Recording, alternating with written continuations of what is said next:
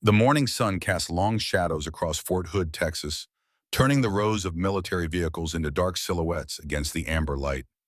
Captain Richard Iron Dick Anderson still moved with purpose at 58, his weathered hands tracing the contours of the M1 Abrams tank before him. The massive war machine, a veteran like himself, bore the name Thunderbolt on its cannon barrel. "This old girl and I have seen things that would turn your hair white," Anderson told the fresh-faced recruits gathered around him, and unlike the polished officers who conducted most training, Anderson looked like he had been carved from granite. His face was a map of sun-worn lines, blue eyes sharp beneath salt and pepper eyebrows. The scar from his left temple to his jaw only enhanced his formidable presence. Desert Storm, 1991. 5 Iraqi T-72s thought they had us pinned outside Kuwait City, he continued, climbing onto the tank with practiced ease. He patted the cannon like an old friend. Thunderbolt here had different ideas. The recruits leaned in. They had heard rumors about Captain Anderson. Some said he was the last of a dying breed, a tank commander who had seen actual combat, not just simulations. Others whispered about his medals, the nightmares that allegedly haunted him, and his almost supernatural connection with armored vehicles. We were outnumbered, outflanked, and running low on fuel. The sandstorm had damaged our communications. Command had no idea where we were. Anderson positioned himself in the commander's hatch, the spot where he'd spent countless hours directing fire and issuing orders.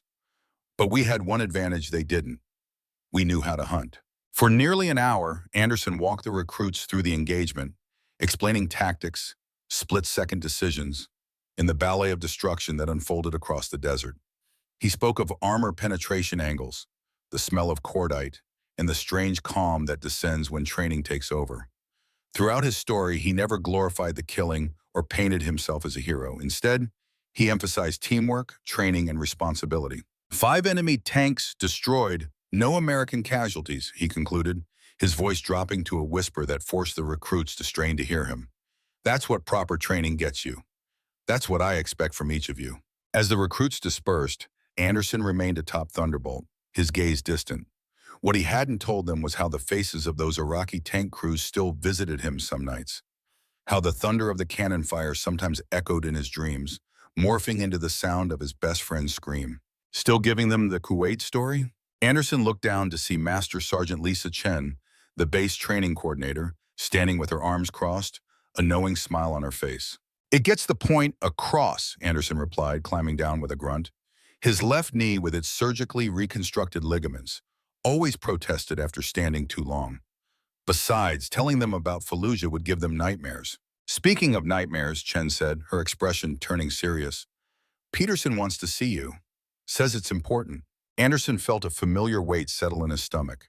Colonel William Peterson only summoned people when something big was brewing. The last time Peterson had called Anderson to his office, 3 good men had ended up in body bags 6 months later. "Did he say what about?" "Above my pay grade, Captain." Chen handed him a slip of paper with a time scribbled on it. "But he mentioned something about a shadow project. Said you'd understand." Anderson froze, his mind racing back 20 years to a classified briefing about theoretical military technologies. Shadow had been one of the code words, along with Eclipse and Phantom, projects so secretive that even their existence was classified. "I'll be there," he said, folding the paper and tucking it into his pocket. As Chen walked away, Anderson turned back to Thunderbolt, running his hand along the tank's armored side. "Looks like retirement might have to wait, old friend," he murmured. The images came unbidden that night, as they often did. Anderson tossed in his Spartan quarters, the sheets twisting around him as his mind dragged him back to Iraq. Not the 1991 war he'd told the recruits about, but the 2003 invasion. The mission that had earned him his Silver Star and his recurring nightmares. In his dream, he was back in Thunderbolt's turret, the tank churning through the desert toward Baghdad. Through his commander's sight, he could see the enemy positions ahead, the flashes of anti-tank missiles streaking toward them.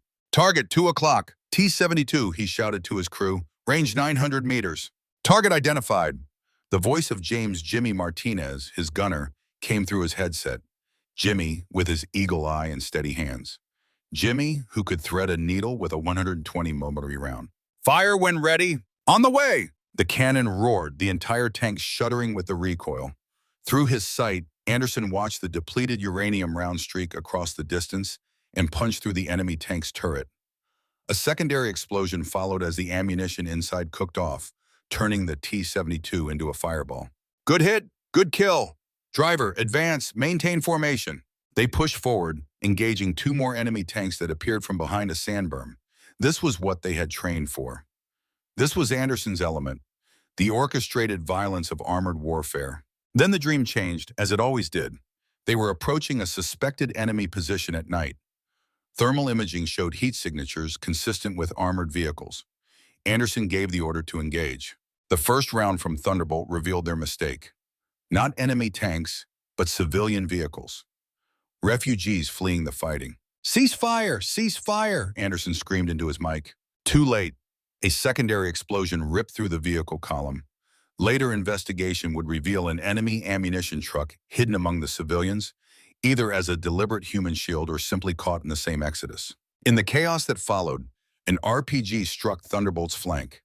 Not a killing blow for the heavily armored Abrams, but enough to damage the turret mechanisms. As Anderson tried to assess the damage, a second RPG hit directly below him. The explosion threw him against the turret's ceiling. When he regained consciousness seconds later, acrid smoke filled the compartment, and Martinez wasn't responding. "Jimmy, status report," Anderson shouted, blood streaming from a gash in his forehead. No response from the gunner's position. Anderson looked down to see Martinez slumped over his controls, a jagged piece of metal protruding from his neck. Blood pulsed around it. Too much blood, too fast. "Medic! We need a medic!" Anderson screamed into his radio, crawling toward Martinez even as the tank continued to take fire. He pulled his friend into his arms, applied pressure to the wound, but the blood kept coming, hot and slick between his fingers. "Stay with me, Jimmy. That's an order, soldier." Martinez's eyes found his, recognition fading fast. He tried to speak, blood bubbling at his lips. "Not your fault, Cap," he managed, each word a struggle. "Tell Maria." But whatever message Martinez had for his wife died with him, his body going slack in Anderson's arms. Anderson bolted upright in bed, his heart hammering against his ribs. The familiar guilt washed over him. The official report had cleared him of any wrongdoing. The intelligence had been faulty.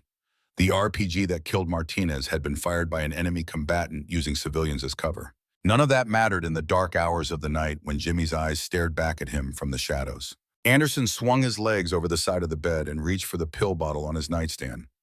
The VA doctor had prescribed them for his PTSD, but he rarely took them. Tonight, though, with Peterson's summons looming in the morning, he needed to be sharp. He swallowed a pill dry, then reached for the framed photograph beside the bottle.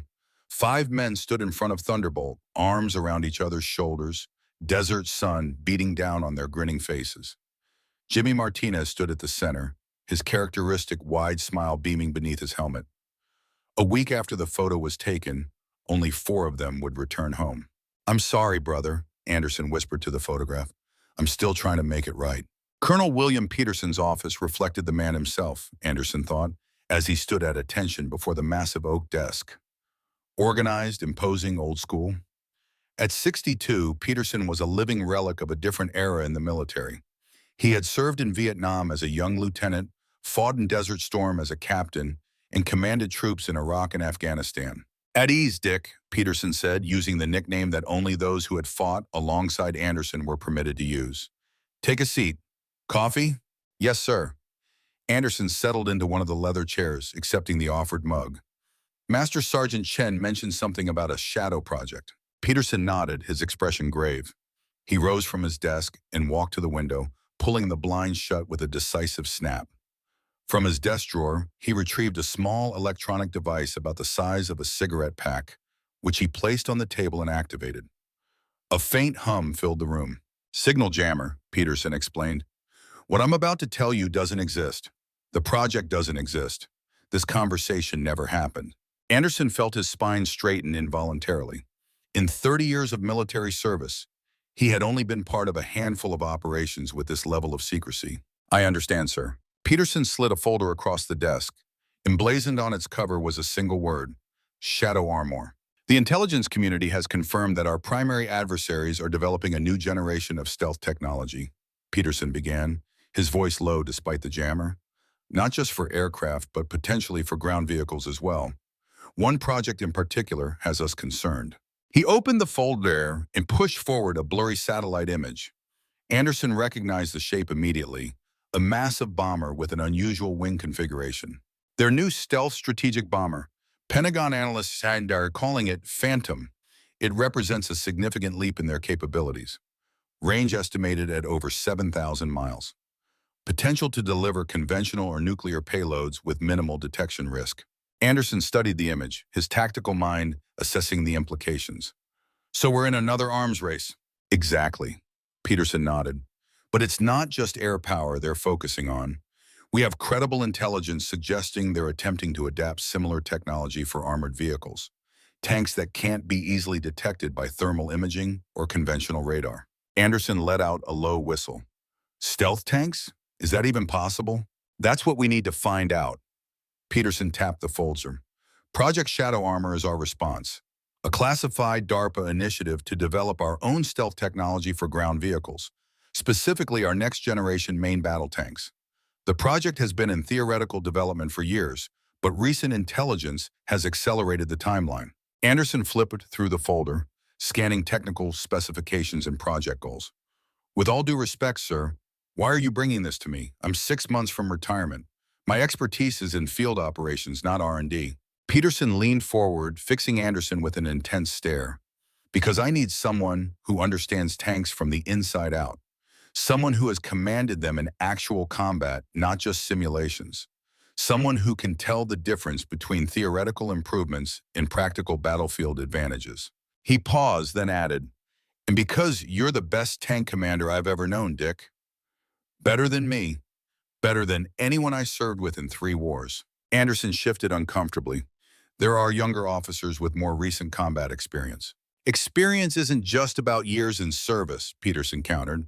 It's about what you've seen, what you've learned. You've commanded tanks in more different combat scenarios than any active officer in the Corps. Anderson couldn't argue with that logic, but something still didn't add up.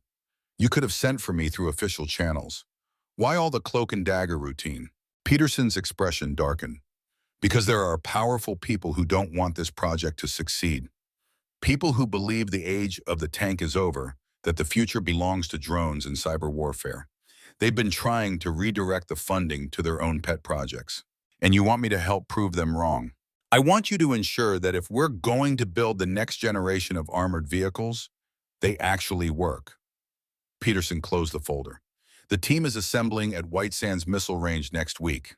Engineers, materials specialists, tactical analysts.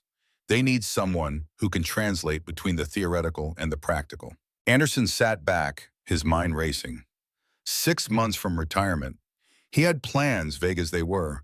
A small fishing cabin he'd purchased in Montana. Books he wanted to read. Sleep he wanted to catch up on. I appreciate the offer, sir, but I've done my time. The younger generation needs to take the lead now. Peterson nodded slowly as if he had anticipated this response. Before you make your final decision, there's someone else you should speak with. He pressed a button on his desk intercom. Send her in, please. The door opened, and Anderson felt his heart skip a beat. Sarah Wilson, his ex-wife, stood in the doorway. At 55, she was still beautiful in the way that had first captivated him 30 years ago. Her blonde hair had faded to a dignified silver, but her green eyes were as sharp as ever. "Hello, Dick," she said, her voice softer than he remembered. "Sarah!" Anderson rose automatically, military courtesy overriding his shock. "What are you doing here?" Peterson stood as well. "I'll give you some privacy. Take all the time you need." He exited, closing the door behind him. Sarah crossed the room and took the seat Peterson had vacated. For a long moment, neither spoke. Their marriage had ended 10 years ago, a casualty of Anderson's multiple deployments and the PTSD that he had refused to acknowledge until it was too late. "You look good," she finally said. "Still fit." Military habit. Anderson found himself unexpectedly nervous. "You look well, too. How's Dallas?" "Hot. Busy." Sarah's hands fidgeted with her purse strap. "Mark asks about you sometimes." The mention of their son sent a familiar pang through Anderson's chest. Mark, now 32, had followed neither of his parents' paths. Instead of military service like his father or medicine like his mother, he had pursued a career in video game development. His specialty? Military simulation games. a choice that Anderson had never fully understood or approved of, leading to a strained relationship. How is he doing? Successful. His last game sold millions of copies. Some military shooter thing. Sarah attempted a smile. He put a character in it based on you, a grizzled old tank commander who guides the player through a desert mission. Anderson wasn't sure how to feel about that. Flattered? Exploited? I didn't know. He wanted to ask your permission, but... Sarah let the thought hang unfinished. Sarah, Anderson leaned forward, confusion evident in his voice. What are you doing here? How are you involved in any of this? Her expression changed, a shadow crossing her features. I'm not here about the project, Dick. I'm here about us. About Mark. She took a deep breath. And about my diagnosis. Diagnosis? Stage 4 pancreatic cancer.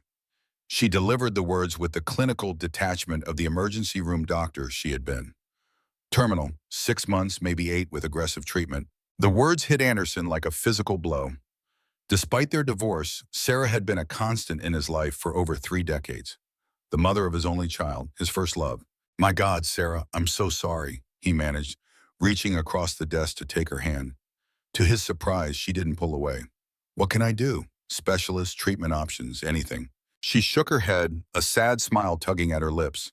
Always the fixer, always the commander, looking for a solution. She squeezed his hand. There's nothing to fix, Dick. I've seen the best specialists. I've accepted it. Then why come here? Why now? Because before I go, I want to see the 2 men I love most in this world make peace with each other. Her eyes glistened with unshed tears. Mark is angry. At the world, at this disease taking his mother, and still, after all these years at you, he needs his father, Dick. Not the soldier, not the hero, just his dad. Anderson felt a tightness in his throat. I've tried, Sarah. He doesn't want anything to do with me. Then try harder, she insisted. This project Peterson wants you for? Mark's company is involved. They're developing simulation software for the virtual testing phase. Anderson's eyes widened. Does Peterson know about our relationship? Of course. That's part of why he wants you. He believes having father and son working on different aspects of the same project might force you both to confront the past. Sarah released his hand. I agree with him. Anderson stood and paced to the window, pulling back the blinds to stare at the parade ground below. Young soldiers marched in perfect formation, their futures still unwritten. He thought about his own future. 6 months to retirement. Then what? A lonely cabin in Montana? Fishing for trout while the ghosts of his past crowded around him? I don't know if I can do this, Sarah. The project, Mark, all of it. The Richard Anderson I married never backed down from a challenge, she said quietly. The man who charged into enemy fire to save his crew wouldn't surrender without a fight. Anderson turned to face her. That man got people killed. He wasn't there when his son needed him. He couldn't save his own marriage. No, but he might still save his relationship with his son. Sarah stood and crossed to him. I'm not asking you to be perfect, Dick. I'm asking you to try. For Mark's sake, and maybe for your own. She reached up and touched his cheek, her fingers cool against his skin.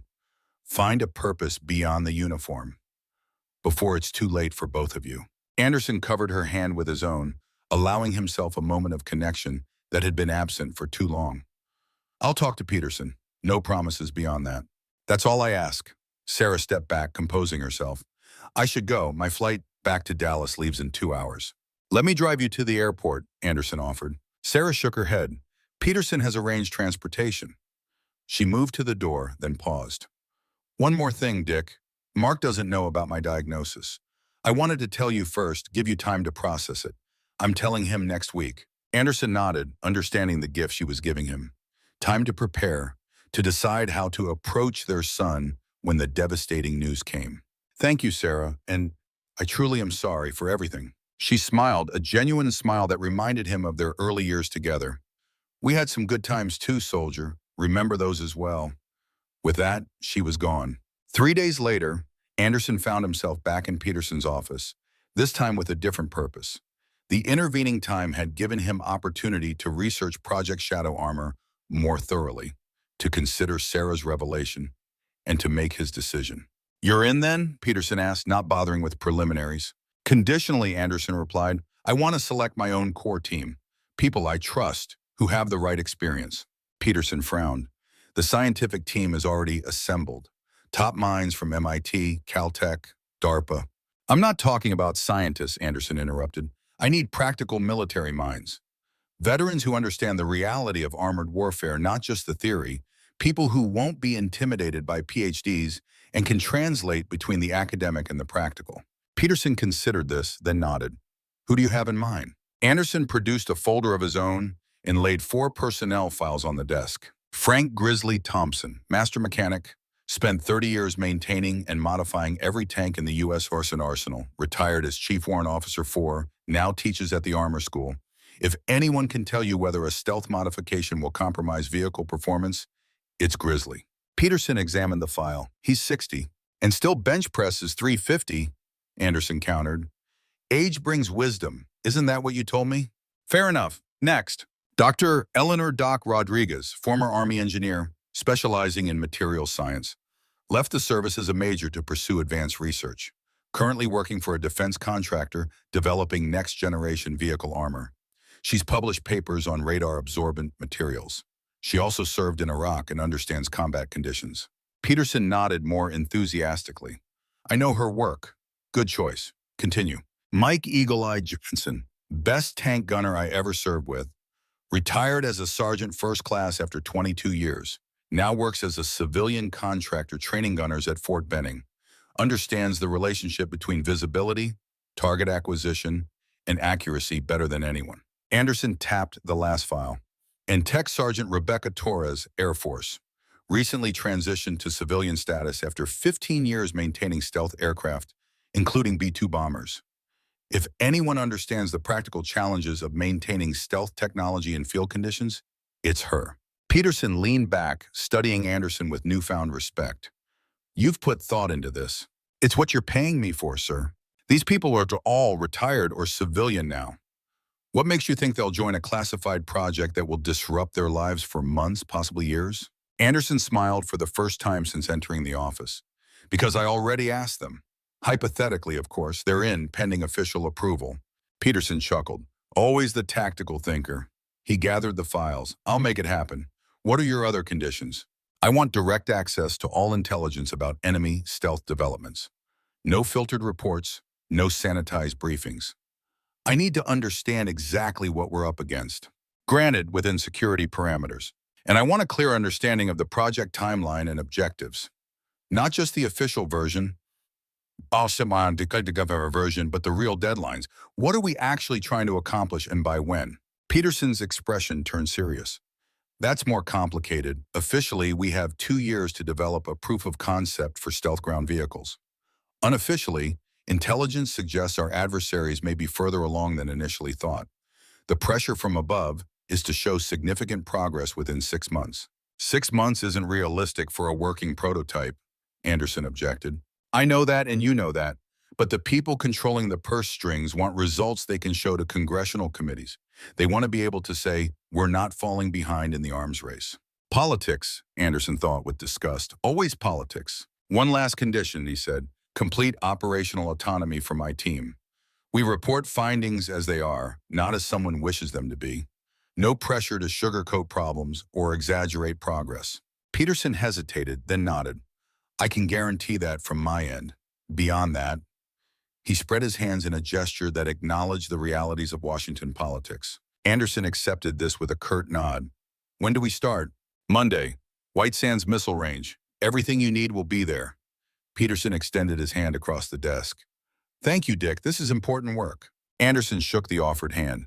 Let's hope it makes a difference. As he left the office, Anderson felt a strange mixture of apprehension and anticipation. For the first time since Jimmy Martinez died in his arms, he had a mission that transcended the everyday training routine. A purpose that might, as Sarah suggested, help him forge a connection with his son. Whether it would be enough to silence the ghost that haunted his dreams remained to be seen. The New Mexico desert stretched to the horizon, an ocean of sand and scrub broken only by the angular shapes of military installations.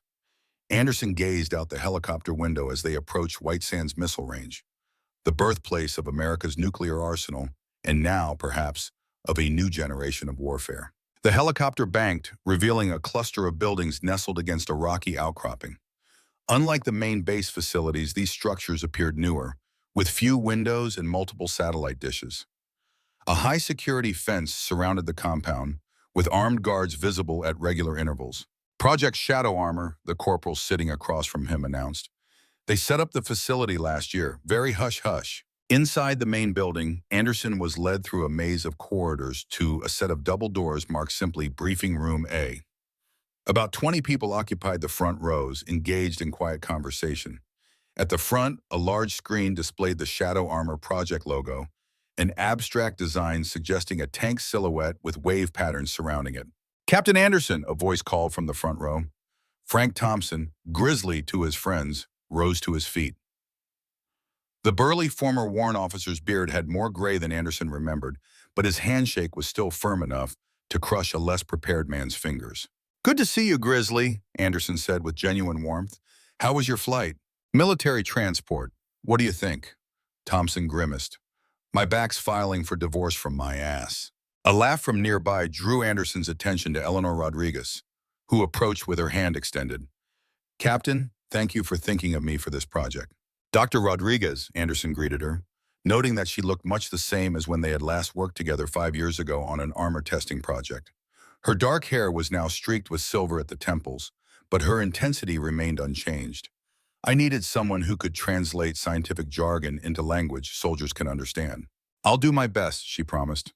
"Though I have to say, the science behind this project is pushing boundaries I didn't know existed." Before Anderson could inquire further, the room's lights dimmed, and a tall, thin man in his mid-50s approached the podium.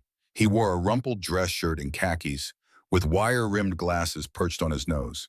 His demeanor suggested a lifetime spent in laboratories and academic institutions rather than military installations. "If everyone could take their seats, we'll begin the orientation," he announced in a voice that carried surprising authority despite its soft tone. "For those who arrived recently, I'm Dr. Alan Reeves, Project Director for Shadow Armor. Today's briefing will provide an overview of our objectives, progress to date, and the challenges we face." Anderson found a seat between Thompson and Mike Johnson, the former tank gunner, whose quiet demeanor belied his legendary accuracy. They exchanged silent nods of greeting as Dr. Reeves activated a presentation on the screen. Project Shadow Armor represents the most significant advance in ground warfare technology since the development of composite armor in the 1970s. Reeves began. "Our mission is straightforward but extraordinarily challenging: to develop technologies that will dramatically reduce the detectability of armored vehicles on the modern battlefield." The screen displayed a thermal image of a conventional tank, its heat signature blazing white against the cooler background. Current main battle tanks are highly visible to a wide range of sensors. Thermal imaging can detect them from miles away. Radar can pinpoint their location through smoke, fog, or darkness. Even their acoustic signature, the sound of engines and tracks, can be identified by specialized listening devices. Another slide showed a modern battlefield with various sensor systems highlighted. As detection technology improves, so does the precision of anti-armor weapons. The result is a battlefield where traditional armored vehicles face increasingly lethal threats from greater distances. Some military theorists have even suggested that the age of the main battle tank is coming to an end. Anderson glanced at Thompson, who rolled his eyes slightly. They had both heard such predictions throughout their careers, yet tanks remained essential to combined arms warfare. "Our goal," Dr. Reeves continued, "is to fundamentally change this equation by developing vehicles that are significantly harder to detect, track, and engage. Not invisible, but with dramatically reduced signatures across multiple spectrums." The presentation shifted to a conceptual image of what appeared to be a tank with an unconventional shape, its surfaces angled in ways reminiscent of stealth aircraft. "We're pursuing several parallel approaches. First, reshaping vehicles to reduce radar cross-section, similar to stealth aircraft, but adapted to the unique requirements of ground combat. Second, developing new materials that can absorb or redirect electromagnetic energy. Third, thermal management systems to minimize heat signatures. And finally, active countermeasures that can detect and jam enemy sensors.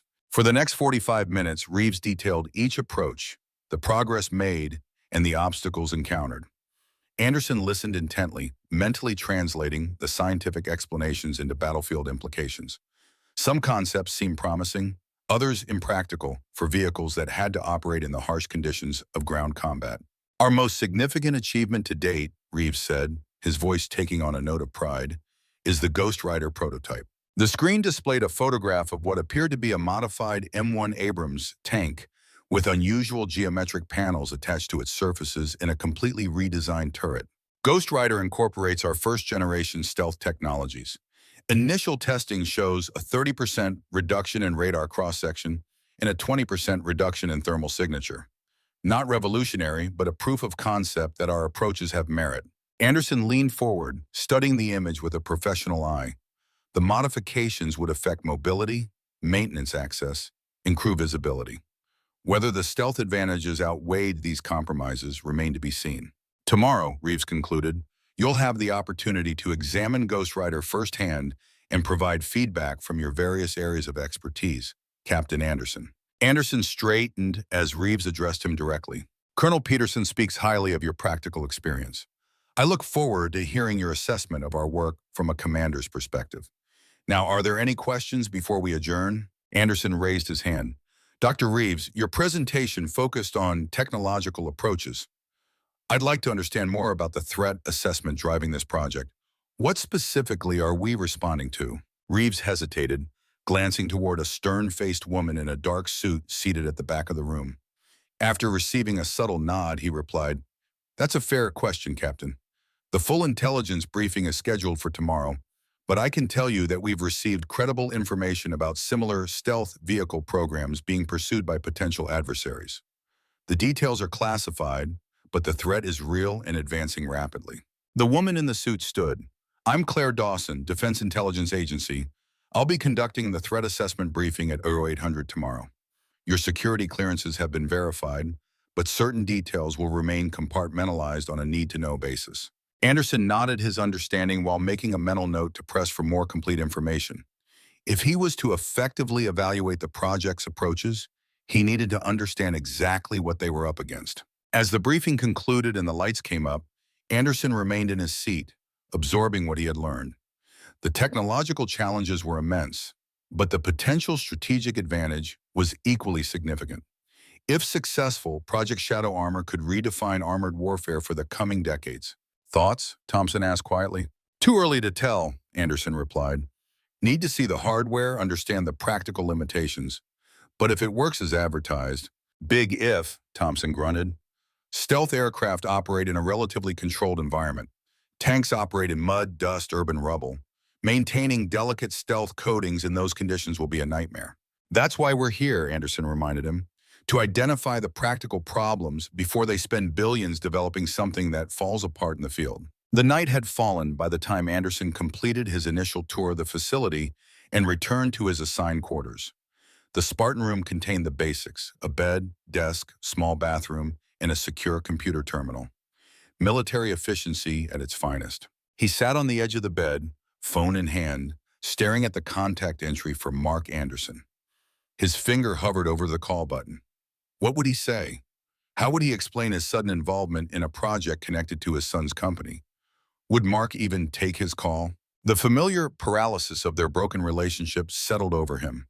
They had spoken 3 times in the past year, all brief, awkward conversations on holidays or birthdays. Surface-level exchanges that carefully avoided any topics of substance. A knock at his door interrupted his thoughts. He opened the door to find Eleanor Rodriguez holding a bottle of whiskey and 2 paper cups. Thought you might appreciate a proper welcome, she said with a slight smile. Military accommodations aren't known for their hospitality. Anderson stepped aside to let her enter. Is that Glenfiddich? The doctor prescribes medicinal scotch for adapting to high-altitude desert conditions. She set the bottle and cups on the desk. Unless you've given it up. Not yet. Anderson retrieved 2 bottles of water from the mini-fridge. But we should hydrate too. Desert rules. Rodriguez poured modest measures into each cup and handed one to Anderson. To old colleagues and new challenges. They touched cups and drank. The scotch was smooth, warming Anderson's chest as he swallowed. So, Rodriguez said, settling into the desk chair while Anderson sat on the bed. What's the real reason Peterson pulled you into this? 6 months from retirement, and suddenly you're evaluating cutting-edge technology? Official reason? My experience commanding tanks in multiple combat environments. He took another sip. Unofficial reason? Politics. Peterson thinks certain elements in Washington want this project to fail. He needs someone who'll give honest assessments without being intimidated. Rodriguez nodded. I suspected as much. The drone lobby is powerful. They see projects like this as competitors for finite defense dollars. What's your assessment of the technology? Real potential or pie in the sky? Mixed, she admitted. Some approaches show genuine promise. The radar-absorbent materials we're developing could reduce detection ranges significantly. The thermal management systems are theoretically sound, though implementation is challenging. She swirled the amber liquid in her cup.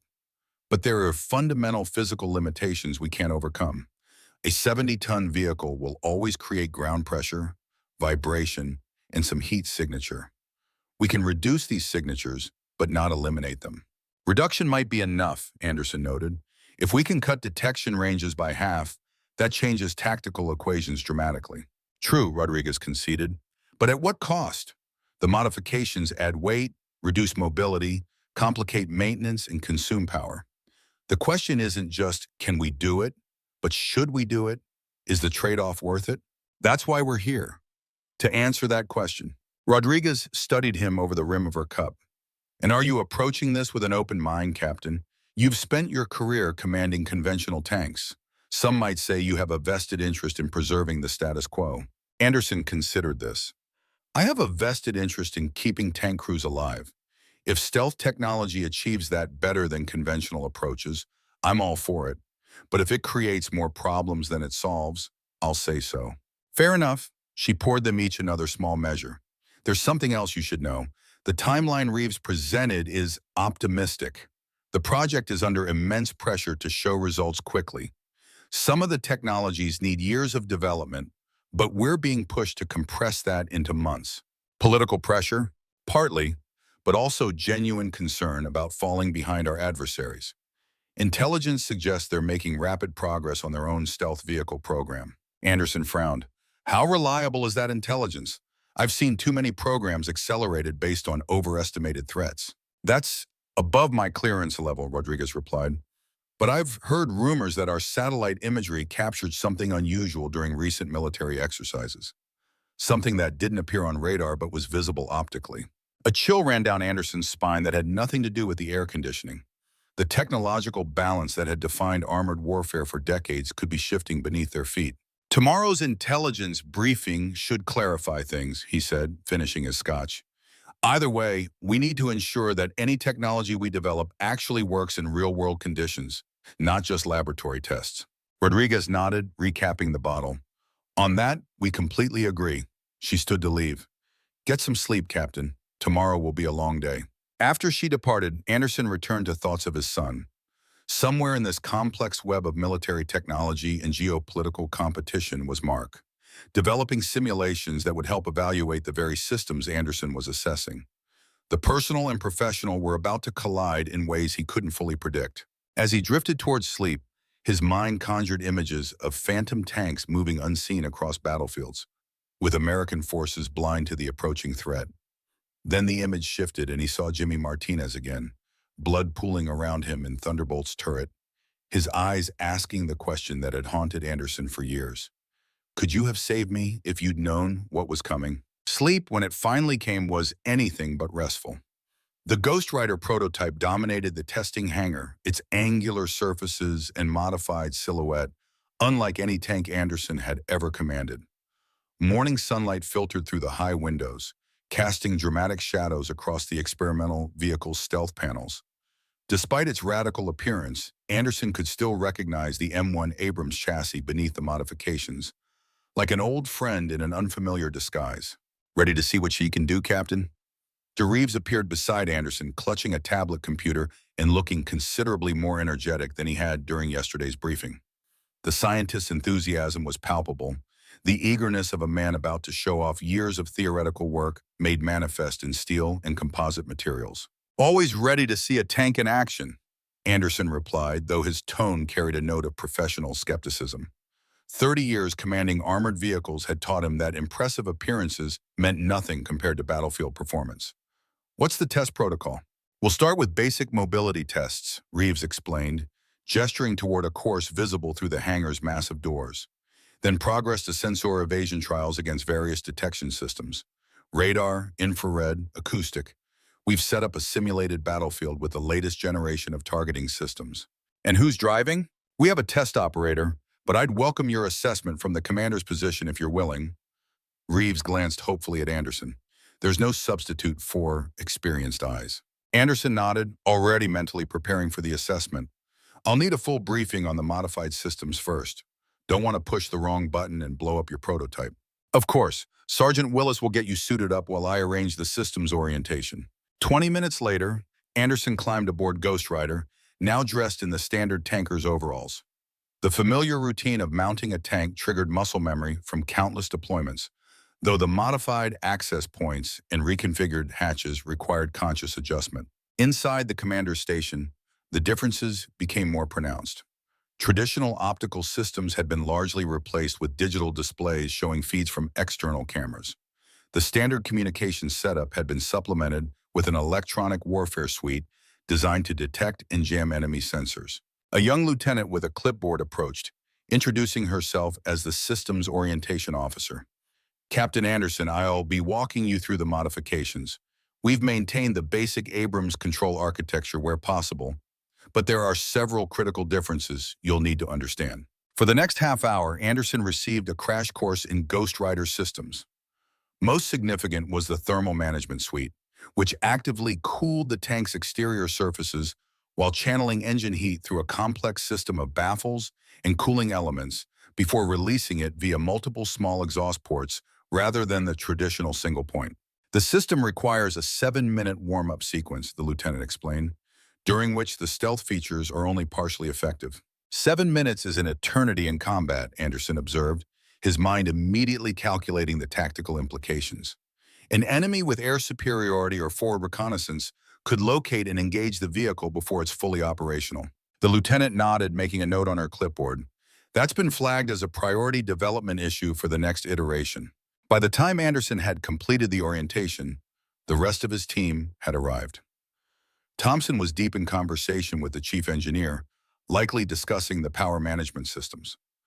Rodriguez studied the composite armor panels with scientific interest, occasionally tapping one and listening to the sound it made.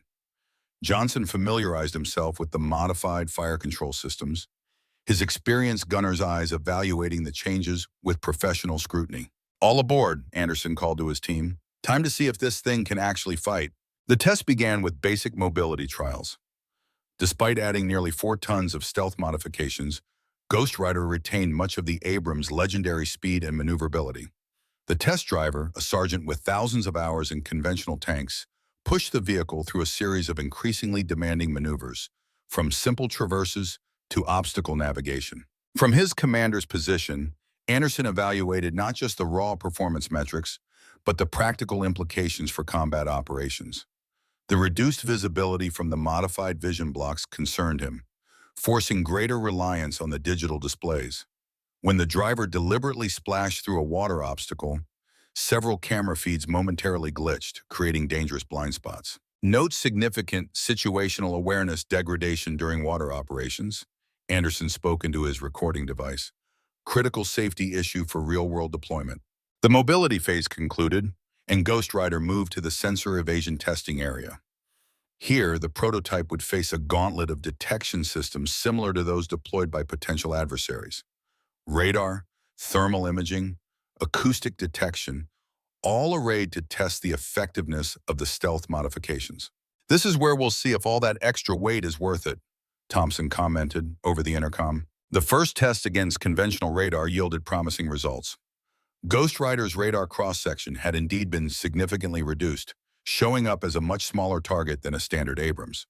The angular panels and radar-absorbent materials performed largely as designed, deflecting or absorbing much of the electromagnetic energy directed at the vehicle. 35% reduction in radar signature, Reeves announced proudly over the radio, consistent with our laboratory predictions. Until the first enemy shell takes a chunk out of those fancy panels, Thompson muttered, though only on the crew intercom. The thermal imaging tests proved more problematic. While the cooling systems did reduce the tank's heat signature, they couldn't eliminate it entirely. The massive power plant required to move a 70-ton vehicle inevitably generated substantial heat, and the laws of thermodynamics couldn't be entirely circumvented.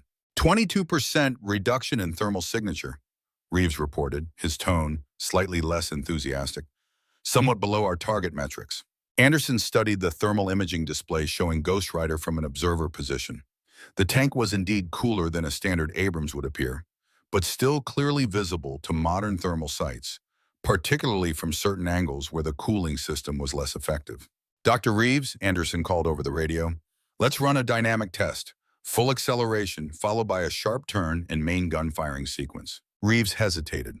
That will push the thermal management system to its limits. Exactly, Anderson replied. I want to see worst case performance, not best case. The test proceeded as Anderson requested. Ghost Rider accelerated rapidly across the range, executed a combat turn, then fired 3 training rounds in quick succession. The thermal imaging display told the story immediately. Under combat stress, the cooling system faltered significantly. Heat bloomed across the engine compartment, and the cannon barrel glowed brightly in the infrared spectrum. Thermal signature now only 8% below baseline, one of the technicians reported, the disappointment evident in his voice. Anderson nodded to himself. As he had suspected, the stealth advantages degraded significantly under actual combat conditions. A valuable data point, though not one the project team had been eager to demonstrate. The testing continued through midday, with Ghost Rider subjected to increasingly complex scenarios designed to push its capabilities to their limits. By early afternoon, Anderson had compiled a comprehensive assessment of the prototype's strengths and weaknesses. The stealth features showed genuine promise, but remained far from combat ready. As the vehicle returned to the hangar, Anderson saw a familiar face waiting near the entrance. Claire Dawson from the Defense Intelligence Agency stood with her arms crossed, her expression unreadable behind dark sunglasses. Their scheduled intelligence briefing had been postponed to accommodate the testing, and Anderson was eager to hear the full threat assessment that drove the project's urgency. Ms. Dawson, Anderson acknowledged as he dismounted from the tank. I believe we have a meeting. Captain, she replied with a crisp nod. If you and your team can clean up quickly, I'm prepared to provide the full intelligence briefing now. Give us 15 minutes. True to his word, Anderson and his team assembled in the secure briefing room exactly 15 minutes later. Dawson stood at the front, a secure laptop connected to the room's display system. As before, the room had been swept for listening devices, and a signal jammer hummed quietly in the corner. Before I begin, Dawson said once everyone was seated, I need to emphasize that what I'm about to share is classified at the highest levels. The full intelligence picture has been compartmentalized until now, with only select individuals at the Pentagon and White House fully briefed. She dimmed the lights and activated her presentation. The first slide showed a nighttime satellite image of what appeared to be a military testing facility. This was captured 3 months ago at the Krasny Research Center outside Moscow. What you're seeing is the first confirmed test of what we've designated the Phantom tank. The image zoomed in, showing a vehicle moving across a test range. Unlike conventional tanks, which appeared as bright blobs in thermal imaging, this vehicle showed a significantly reduced heat signature. The Phantom represents a breakthrough in stealth ground vehicle technology, Dawson continued. Our analysis indicates a thermal signature reduction of approximately 60% compared to their standard main battle tanks, and a radar cross-section reduced by up to 70%. Anderson felt a chill that had nothing to do with the room's air conditioning. Those numbers far exceeded Ghost Rider's capabilities, suggesting that their adversaries had indeed pulled ahead in this technological race. How confident are we in this assessment? He asked, leaning forward in his chair. Very confident, Dawson replied. This isn't our only evidence. She advanced to the next slide, showing what appeared to be technical schematics. These were obtained through means I'm not at liberty to discuss. They confirm the use of advanced composite materials and a revolutionary thermal management system derived from their nuclear submarine program. For the next hour, Dawson presented a comprehensive picture of the Phantom program, including projected timelines, technical capabilities, and potential deployment scenarios. The intelligence painted a sobering picture. Not only was the Phantom more advanced than Ghost Rider, but it was also considerably closer to operational deployment. Current assessment places initial field capability within 12 to 18 months, Dawson concluded. A limited production run of approximately 50 vehicles, likely deployed to their most elite armored units along the European frontier. The room fell silent as the implications sank in. NATO's defensive strategies in Europe relied heavily on the ability to detect and target enemy armored formations at distance. Stealth tanks could fundamentally alter that equation, potentially allowing breakthrough operations before adequate countermeasures could be organized. Thank you, Ms. Dawson, Dr. Reeves finally said, his voice strained. This certainly clarifies the urgency of our work. I should add, Dawson said, collecting her materials, that this briefing was authorized in part because of concerns at the highest levels that Project Shadow Armor may not be progressing rapidly enough to meet this emerging threat. There are discussions about reallocating resources to alternative approaches. Alternative approaches, Thompson questioned. Advanced anti-tank drones primarily. Some factions within the Pentagon believe it would be more effective to develop countermeasures to stealth tanks rather than trying to match the technology directly. Anderson caught the political subtext immediately. The drone lobby that Peterson had mentioned was using the intelligence to argue for their preferred solution. Shadow Armor was fighting not just a technological battle, but a bureaucratic one as well. I assume we'll receive the full technical assessment, Rodriguez asked, her scientist mind already analyzing the implications. You'll be granted access to the secure server containing all available data, Dawson confirmed, though I should warn you that our understanding remains incomplete in several key areas. Their operational security has been exceptional. After Dawson departed, the team remained in the briefing room, processing what they had learned. The atmosphere had shifted palpably from scientific curiosity to genuine strategic concern. Well, Thompson broke the silence, that explains the rush. We're playing catch-up, and not very successfully. The thermal management approach they're using is considerably more advanced than ours, Rodriguez observed.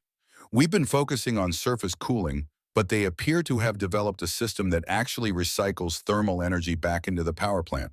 The question is whether we can close the gap in time, Anderson said, his tactical mind already assessing options, or if we need to consider alternative approaches ourselves. Like what? Johnson asked. I'm not sure yet, but maybe we're thinking too narrowly. Stealth isn't just about not being seen, it's about not being targeted effectively. There might be other ways to achieve that objective. The discussion continued as they made their way to the mess hall for a late lunch. The cafeteria was nearly empty, allowing them to continue their conversation with reasonable privacy. Anderson found his appetite diminished by the morning's revelations, settling for coffee and a sandwich. Captain Anderson? Anderson looked up to see Sergeant Willis approaching their table with a young civilian in tow. The newcomer wore khaki pants and a blue button-down shirt that seemed at odds with the military environment. His brown hair was longer than regulation would permit, and he carried a laptop case emblazoned with a gaming company logo. Your son has arrived, sir, Willis announced. I've been instructed to bring him directly to you. Anderson felt his heart skip a beat. Mark stood before him, looking uncomfortable and slightly out of place. Though they shared the same blue eyes and square jaw, Mark's softer features and scholarly build came from Sarah's side of the family.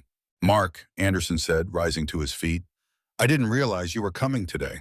Change of plans, Mark replied, his tone neutral. Mom insisted I shouldn't postpone this project. He glanced around the table. Sorry to interrupt your lunch. Not at all, Anderson gestured to an empty chair. Join us. This is my team. Frank Thompson, Eleanor Rodriguez, Mike Johnson. We're working on the hardware assessment side of things. Mark nodded politely to each person but remained standing. Actually, I need to check in with the simulation team. I just wanted to say hello first, and he hesitated. Let you know I'm here. The awkwardness between them was palpable. Anderson searched for something meaningful to say, but found only platitudes. Well, I'm glad you made it. Maybe we can grab dinner later, catch up properly. Maybe, Mark replied noncommittally. I'll have to see how the orientation goes. They've got me scheduled pretty tight. Of course. Well, you know where to find me. Mark nodded again, then turned to follow Willis toward the administrative section. Anderson watched him go, acutely aware of the chasm that 30 years of military service had carved between them. So that's your boy, Thompson said when Mark was out of earshot. Looks like he got the brains without the bullheadedness, probably for the best. Anderson managed a small smile. Sarah always said he got my stubbornness, just applied it to computers instead of tanks. He's the one developing the simulation program? Rodriguez asked. Apparently, his company specializes in military simulation software. I didn't even know he was involved until Peterson told me. Small world, Thompson observed, though his tone suggested he suspected it wasn't coincidental at all. Anderson's phone vibrated with an incoming message. He glanced at the screen to see a text from Peterson. "Call me ASAP. Development with the project." "Excuse me," Anderson said, rising from the table. "I need to take this." He stepped outside the mess hall to a relatively quiet corner before dialing Peterson's number. The colonel answered on the first ring. "Dick." Peterson's voice was tense. "We've got a problem. There was a security breach at the facility last night." Anderson straightened, instantly alert. "What kind of breach?" "Digital. Someone accessed the secure server containing the Ghost Rider specifications and test data. The cybersecurity team detected the intrusion, but not before significant data was downloaded." "Downloaded where?" "That's the mystery. The attack was sophisticated, bounced through multiple servers. They're still tracing it, but initial indicators suggest it originated domestically." "Inside job?" Anderson asked, lowering his voice further. "Possibly. Or foreign intelligence using domestic assets. Either way, it's bad news. The Pentagon is concerned, and certain parties are using it as ammunition to argue for shutting down Shadow Armor entirely." Anderson processed this, connecting it with Dawson's earlier comments about resource allocation. The drone lobby? Among others, the Undersecretary for Defense Acquisition is calling for a comprehensive security review before any further development. That could delay the project by months. "Just enough time for alternative programs to pull ahead in the funding race," Anderson observed grimly. "Exactly. I need you to accelerate your assessment. If we can demonstrate substantial progress and a clear path forward, it might be enough to keep the project alive." "We just completed the first round of testing. Results are mixed at best, Colonel, and after this morning's intelligence briefing, it's clear we're well behind the curve compared to our adversaries." Peterson sighed heavily. "I know. Dawson briefed me on her presentation. But we need something, Dick. Some angle, some approach that shows promise. Otherwise, this project is dead in the water, and we'll be playing catch-up for years." "I understand. Let me talk to the team, see if we can identify any breakthrough potential." "Do it quickly. The review committee meets in 3 days. I need something concrete by then." After ending the call, Anderson stood motionless for a long moment, weighing their options. The prototype had shown genuine promise in some areas, but nothing revolutionary. Certainly nothing that could match the capabilities Dawson had described in the Phantom tank. They needed a new approach, a different angle on the stealth problem. And now they had a security breach to contend with. The timing seemed suspiciously convenient for those who opposed the project. Anderson had experienced enough Pentagon politics to recognize the signs of bureaucratic sabotage. As he turned to rejoin his team, Anderson noticed a figure watching him from the shadow of a nearby building. Claire Dawson stood with her arms crossed, sunglasses still hiding her eyes. She made no attempt to approach or call out, simply observed. After a moment, she turned and walked away, disappearing around a corner. The encounter left Anderson uneasy. Was Dawson merely keeping tabs on the project team, or did her interest run deeper? The intelligence she had shared painted a compelling case for urgency, but Anderson had learned through bitter experience that intelligence assessments could be shaped to support predetermined conclusions. Inside the mess hall, he found his team deep in technical discussion about potential modifications to Ghost Rider's thermal management system. Anderson let them finish before sharing Peterson's news. "A security breach," Rodriguez repeated, her expression darkening. "That's convenient timing." "Too convenient," Thompson agreed. "Someone doesn't want this project to succeed." "Regardless of who's behind it, we now have a deadline," Anderson told them. 3 days to provide a compelling assessment and path forward, or Shadow Armor gets mothballed. 3 days isn't enough time for substantial modifications or new testing, Rodriguez objected. "We've barely analyzed the current data." "I know, but we need to work with what we have. Let's split up, each focus on our areas of expertise. Look for potential breakthroughs, even theoretical ones, something that could justify continued development." "What about your son?" Johnson asked. "The simulation team might provide insights we're missing." Anderson hesitated. His personal relationship with Mark complicated the professional collaboration. "I'll try to connect with him, see what they're working on, but let's not depend on that. Focus on our own assessments first." The team dispersed to their assigned work areas. Anderson headed to the prototype hangar, intending to examine Ghost Rider more thoroughly now that he had a better understanding of what they were up against. As he approached the hangar, he noticed increased security presence, likely a response to the breach. Inside, the engineering team was already conducting a detailed analysis of the morning's test data. Screens displayed performance graphs, thermal images, and radar signature profiles. The mood was noticeably tenser than before, with hushed conversations and worried glances. Dr. Reeves spotted Anderson and hurried over, looking harried. "Captain, I just heard about the security breach. The entire project's been placed under enhanced protocols." "I understand. Has the prototype been compromised?" "Not physically, no. But much of the technical data was accessed, including test results and design specifications. If it was a foreign intelligence operation," Reeves left the implication hanging. "We need to focus on the path forward, Doctor. The review committee meets in 3 days. We need to show them something compelling enough to continue the project." Reeves ran a hand through his thinning hair. 3 days, that's impossible. We're still analyzing this morning's data. "Then we need to work faster," Anderson said firmly, "or approach the problem differently. The Phantom tank is achieving significantly better stealth metrics than Ghost Rider. We need to understand why and determine if we can close that gap." "I've been studying the intelligence assessment," Reeves admitted. "Their thermal management approach is fundamentally different from ours. They're treating the entire vehicle as an integrated system rather than adding stealth features to an existing platform, which suggests we may need to consider a more radical redesign," Anderson concluded. "Exactly, but that would mean essentially starting over, which would be difficult to justify given the current political climate." Anderson considered this dilemma as he circled the prototype. Ghost Rider represented years of work and millions in research and development. Abandoning it entirely would be a bitter pill for the project team to swallow. Yet continuing down a technological path that appeared inferior to their adversary's approach seemed equally problematic. "What if we proposed a dual-track approach?" Anderson suggested. "Continue refining Ghost Rider for near-term deployment while simultaneously beginning development on a next-generation design based on what we've learned from both our testing and the intelligence on Phantom." "That might work," Reeves said thoughtfully. "It would allow us to demonstrate immediate progress while acknowledging the need for more fundamental innovation." As they discussed the details of this approach, Anderson noticed a small group enter the hangar. Mark was among them, accompanied by several people Anderson assumed were from the simulation team. They were being shown the prototype by one of the junior engineers. "Excuse me, Doctor," Anderson said. "I should speak with my son." Reeves followed his gaze. "Of course, the simulation team's input will be valuable for our proposal." Anderson approached the group, trying to appear casual despite the tension he felt. Mark noticed his approach and stepped slightly away from his colleagues. "Dad," he acknowledged with a nod. "Impressive-looking machine." "Looks can be deceiving," Anderson replied. "It has potential, but there's a long way to go." He glanced at the others. "Your team?" "Part of it. We're getting the physical tour to better understand what we're simulating." Mark's tone remained professional, giving no indication of their personal connection to the others. "Dr. Reeves mentioned you conducted testing this morning." "Yes. Results were informative, though not entirely what the project team hoped for." Mark seemed about to respond when his phone chimed. He checked the screen, his expression changing subtly.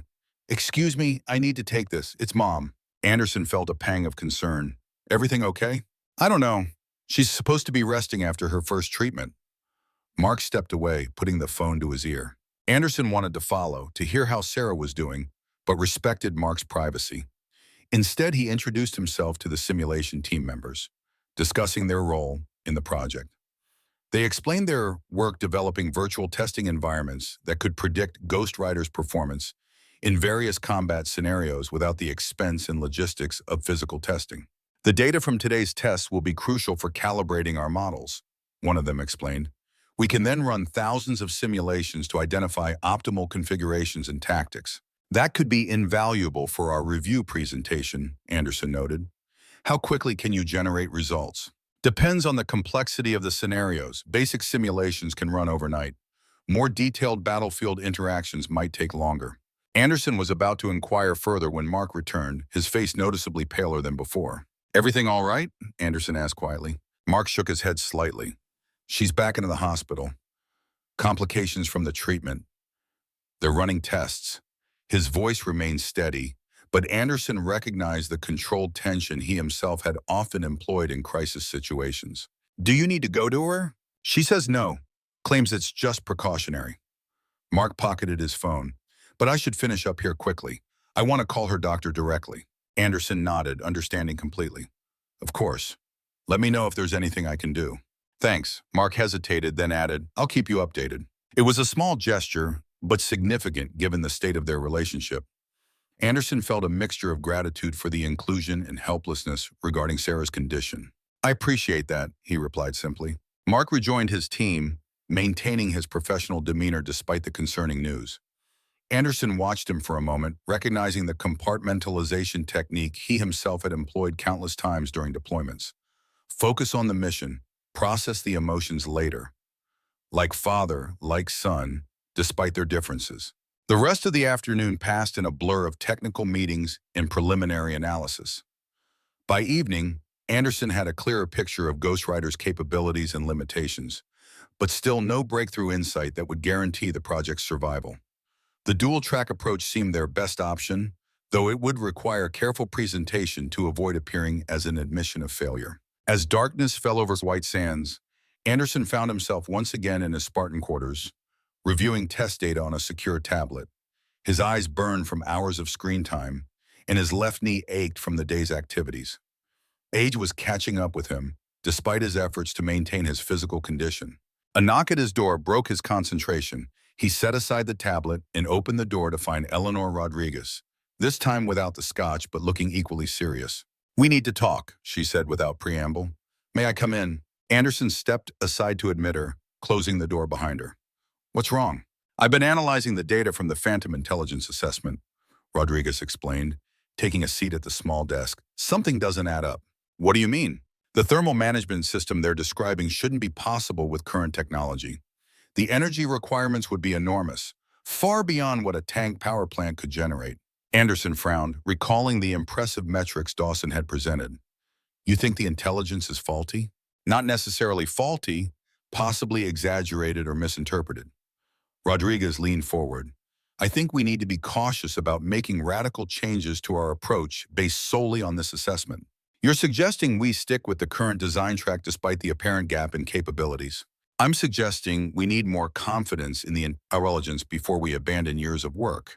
The timing of this assessment, combined with the security breach and the pressure from the drone lobby, strikes me as suspicious. Anderson considered this perspective. His military career had taught him to question convenient intelligence that aligned too perfectly with political objectives. Yet dismissing the threat assessment entirely could leave American forces vulnerable if the Phantom capabilities proved genuine. We can't ignore the intelligence entirely, he said finally. But you're right that we should be cautious about overcorrecting. What do you propose? A more measured response. Continue development of Ghost Rider with targeted improvements based on our actual test data. Request additional verification of the Phantom capabilities before committing to a complete redesign. That's essentially the dual-track approach, just with more emphasis on the current prototype. Yes, but with an important caveat.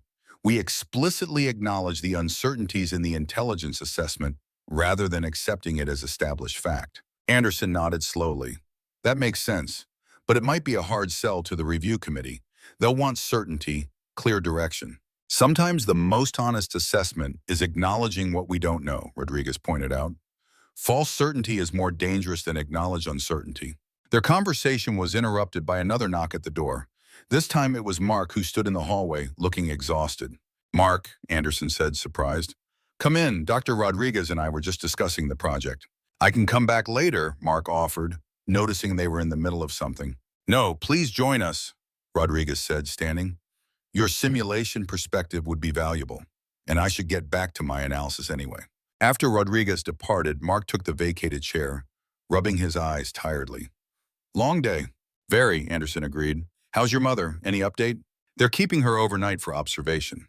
Her blood counts dropped lower than expected from the treatment. The doctor says it's not uncommon, but they want to monitor her closely. Mark's clinical description couldn't fully mask his concern. She's tough, Anderson said, wishing he had more comforting words to offer. Always has been. Yeah. Mark fell silent for a moment, then changed the subject. I heard about the security breach. The simulation team's work was accessed too. I didn't know that. Does it compromise your work? Not critically. Most of what they got was preliminary models, not the core simulation architecture, but it's concerning. Anderson studied his son's face, noting the subtle signs of stress and fatigue, so similar to what he saw in the mirror each morning. Mark, I know this is a difficult time. your mother, this project, and my unexpected involvement. If you need space, I understand. Mark seemed surprised by the direct acknowledgement. It's complicated. I didn't expect to be working with you, especially not now with Mom's diagnosis.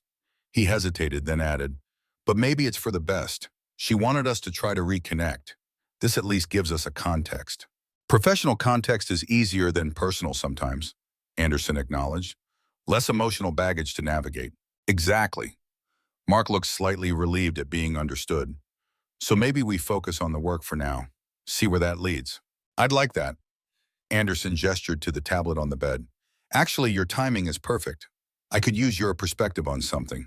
We're preparing a proposal for the review committee, and the simulation results could be crucial. For the next hour, father and son discussed the project in technical terms, finding common ground in the objective analysis of data and systems. Mark explained how the simulation team was modeling various battlefield scenarios to evaluate Ghost Rider's effectiveness against both conventional forces and potential stealth adversaries. The preliminary results aren't encouraging, Mark admitted. In simulated engagements against Phantom tanks with the capabilities described in the intelligence assessment, Ghost Rider suffers significant disadvantages. That matches our physical test results, Anderson confirmed. The question is whether the Phantom capabilities are accurately represented. Mark looked intrigued. You think the intelligence might be wrong? Not necessarily wrong, possibly overstated. Dr. Rodriguez has identified some technical inconsistencies that raise questions about the reported performance metrics. Interesting. Mark rubbed his chin thoughtfully, a gesture Anderson recognized as his own. We could run sensitivity analyses in the simulation, varying the Phantom capabilities within plausible ranges to see how it affects outcomes. That would be extremely helpful for our presentation. Show the committee a more nuanced picture rather than a single worst-case scenario. I'll talk to my team tomorrow. We should be able to generate those results within 24 hours. As they continued discussing technical details, Anderson felt a tentative connection forming. It wasn't the emotional reconciliation Sarah had hoped for, but it was a starting point. Professional respect could potentially bridge the personal divide that years of absence and misunderstanding had created. When Mark finally stood to leave, he appeared slightly more at ease than when he had arrived. I should get some sleep. Tomorrow will be busy if we're going to generate those simulation variants in time. Thank you for this, Mark, for the professional help, and for being willing to work with me at all. Mark nodded, his expression guarded but not hostile. Like I said, it's kind how I'm just it's complicated. But Mom was right about one thing. Life's too short for permanent estrangement. After Mark departed, Anderson returned to his review of the test data with renewed energy. The conversation with his son had provided not just technical insights, but a measure of personal hope. Perhaps there was a path forward, both for Project Shadow Armor and for their fractured relationship. His concentration was interrupted by his phone vibrating on the bedside table. The screen showed an unfamiliar number with a Washington, D.C. area code. Anderson answered cautiously. Captain Anderson? The voice was male, unfamiliar, and quietly authoritative. This is Deputy Director Warren, Defense Intelligence Agency. I apologize for the late call, but I needed to reach you securely. Anderson sat up straighter. A deputy director calling personally suggested a matter of significant importance. I understand, sir. How can I help you? I've been briefed on the security breach at your facility. There are aspects of the situation that concern me greatly. Warren's tone was measured but serious. Specifically, the timing relative to the intelligence assessment presentation and the upcoming review. Those coincidences had occurred to me as well, Anderson admitted carefully. They're not coincidences, Captain. I have reason to believe the breach was orchestrated specifically to undermine Project Shadow Armor. Warren paused momentarily. I'm calling because I need to know who I can trust at the facility. Colonel Peterson suggested you were someone who values truth over politics. I try to be, Anderson replied, growing increasingly alert. May I ask what specifically concerns you about the situation? The intelligence assessment presented to your team. While I can't discuss details over this connection, I can tell you that certain elements were emphasized beyond what our raw data supports. The assessment was pushed through channels with unusual urgency and minimal review. Anderson felt a chill. This confirmed Rodriguez's technical suspicions, but carried far more serious implications. By whom? That's what I'm trying to determine. There appears to be a coordinated effort to discredit shadow armor in favor of alternative programs. The manipulated intelligence assessment, followed by a conveniently timed security breach, suggests a sophisticated campaign. What do you need from me? Eyes and ears, Captain. Be cautious about who you share your findings with.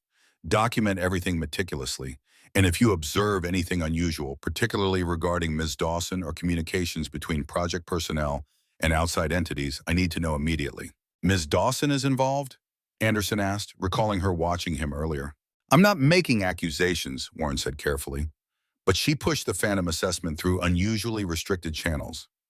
Only a handful of analysts vetted the raw intelligence before it reached your team. The implications were disturbing. If the intelligence had been manipulated to exaggerate the Phantom tank's capabilities, the entire premise of the review might be suspect. I understand, Anderson said. I'll keep my eyes open. I've arranged a secure communication channel, Warren continued. You'll receive an encrypted email with instructions. Use it only if you discover something significant. Otherwise, proceed with your assessment as planned. After the call ended, Anderson sat motionless for several minutes, processing the new information. The stakes had just risen considerably. Beyond the fate of a single military project, there were now questions of intelligence, manipulation, and potentially corrupt influence within the defense establishment. He thought of his team, of Mark, of the scientists and engineers working diligently on Ghost Rider. All potentially pawns in a larger political game they didn't even know they were playing. It reminded him uncomfortably of Iraq, of faulty intelligence that had led to fatal decisions.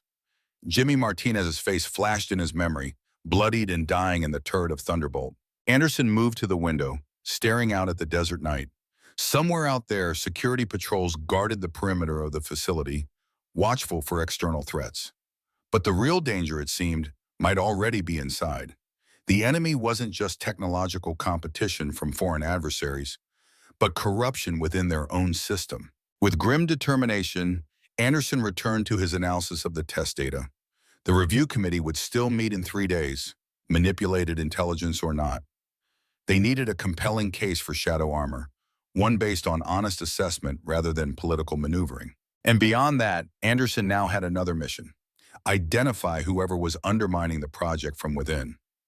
The hunting instincts that had served him well on battlefields across 3 decades stirred to life. Someone was playing a dangerous game with national security, and they had just made a critical mistake. They had given Richard Anderson a reason to fight. Morning arrived with cruel brightness across the New Mexico desert. Anderson had managed only a few hours of troubled sleep, his mind cycling through the implications of Deputy Director Warren's call and the manipulated intelligence assessment. He rose early, completed his usual exercise routine despite his protesting knee, and headed to the mess hall for coffee, strong enough to cut through the fog of fatigue. He found Frank Thompson already warm, working on a substantial breakfast while reviewing technical specifications on a tablet. The former Warren officer looked up as Anderson approached with his tray. "You look like hell, Dick," Thompson observed bluntly. "Rough night?" "Just thinking through our options for the review," Anderson replied, not yet ready to share Warren's revelations. "Coffee should help." "Well, I might have something to improve your mood. Been studying the power distribution systems on Ghost Rider.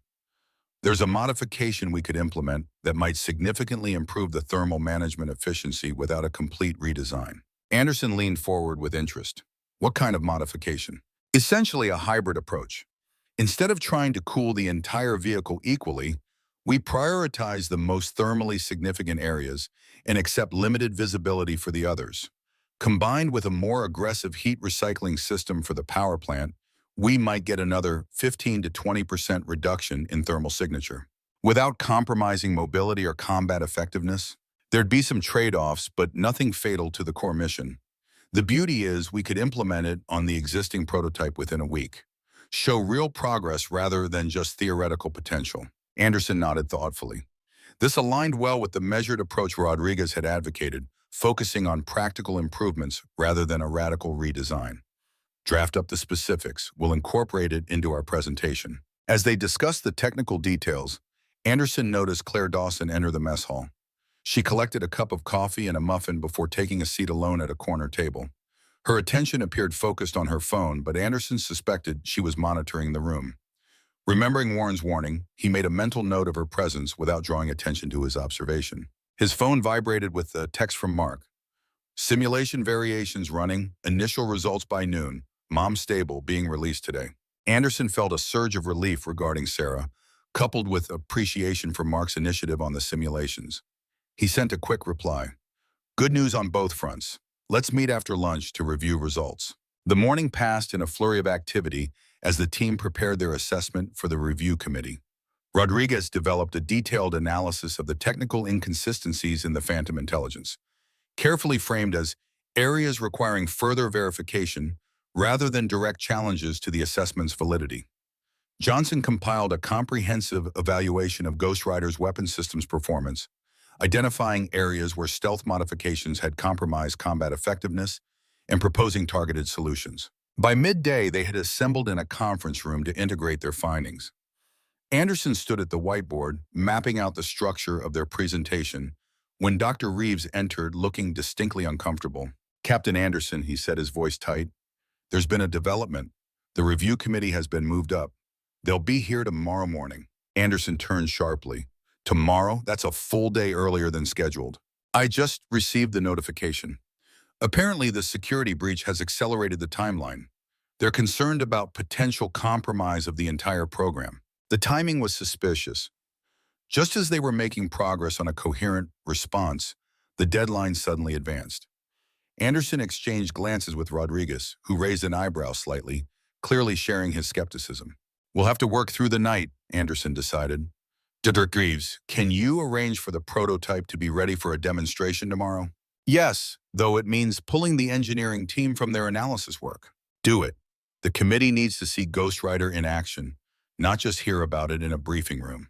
As Reeves departed to make the arrangements, Thompson leaned close to Anderson. Convenient timing, almost like someone doesn't want us to be fully prepared. Almost exactly like that, Anderson agreed quietly. Keep it to yourself for now, but be extra careful what you share and with whom. The team redoubled their efforts, working against the compressed timeline to finalize their assessment and recommendations. Anderson sent a message to Mark, informing him of the schedule change and requesting the simulation results as soon as possible. Mark's reply came quickly. Understood. Will expedite. Can meet at 1500 with preliminary results. At 3 o'clock, Anderson made his way to the simulation lab, a windowless room filled with powerful computers and visualization systems. Mark and his team were gathered around a central display showing multiple battlefield scenarios playing out simultaneously, each with slightly different parameters. We've completed the sensitivity analysis, Mark explained as Anderson joined them, varying the Phantom capabilities across the plausible range suggested by Dr. Rodriguez. The main screen showed a summary of outcomes across hundreds of simulated engagements. The results painted a nuanced picture. When Phantom's capabilities were modeled at the high end of the intelligence assessment, Ghost Rider indeed suffered significant disadvantages. However, at the lower end of the plausible range, the engagement outcomes were much more balanced. This is exactly what we needed, Anderson said, studying the data. It demonstrates that even modest improvements to Ghost Rider could significantly alter the balance, especially if the Phantom capabilities have been overstated. There's something else you should see, Mark added, switching to a different display. We ran simulations incorporating Mr. Thompson's proposed thermal management modifications. The results are promising. The screen showed Ghost Rider with the theoretical upgrades engaging against Phantom tanks across various terrain types and combat scenarios. The improvement was clear, reducing the capability gap by nearly half in most scenarios. This gives us a concrete path forward, Anderson noted with satisfaction. Practical, achievable enhancements that directly address the most critical vulnerabilities. Mark nodded, seeming pleased with his team's contribution. We've prepared visual simulations for the committee presentation as well. Seeing the engagements play out is more impactful than just statistics. As they reviewed the simulation results, Anderson noticed one of Mark's team members step away to take a phone call. The young man spoke quietly for several moments, then approached Mark with a concerned expression. Mark, we just got a request from Ms. Dawson. She wants access to the raw simulation data for the committee presentation tomorrow. Mark frowned. The complete data set or just the summary results? Everything. All parameters, all outcomes, including the developmental models we haven't fully validated yet. Anderson felt his suspicions rise. Why would Dawson need the raw data rather than the processed results? And why make the request directly to the simulation team rather than through proper channels? Mark seemed to share his concern. That's unusual. The raw data wouldn't be particularly useful for a presentation. It needs interpretation and context. Should I provide it? The team member asked. Mark glanced at Anderson, a silent question in his eyes. Anderson gave an almost imperceptible shake of his head. Not yet, Mark decided. Tell her we're still processing the final analyses and we'll provide a complete package for the presentation by 1800 hours. Include a note that we'd be happy to walk her through the methodology if she has specific questions. After the team member departed to deliver this message, Mark turned to Anderson. Something's off about that request. Yes, Anderson agreed, relieved that Mark had recognized it independently. Be careful what you share. There may be more at stake here than just the project review. Mark studied his father's face. You know something you're not saying. Anderson hesitated, weighing how much to reveal. Mark was perceptive, a trait he'd inherited from Sarah. Attempting to completely deflect would only increase his suspicion.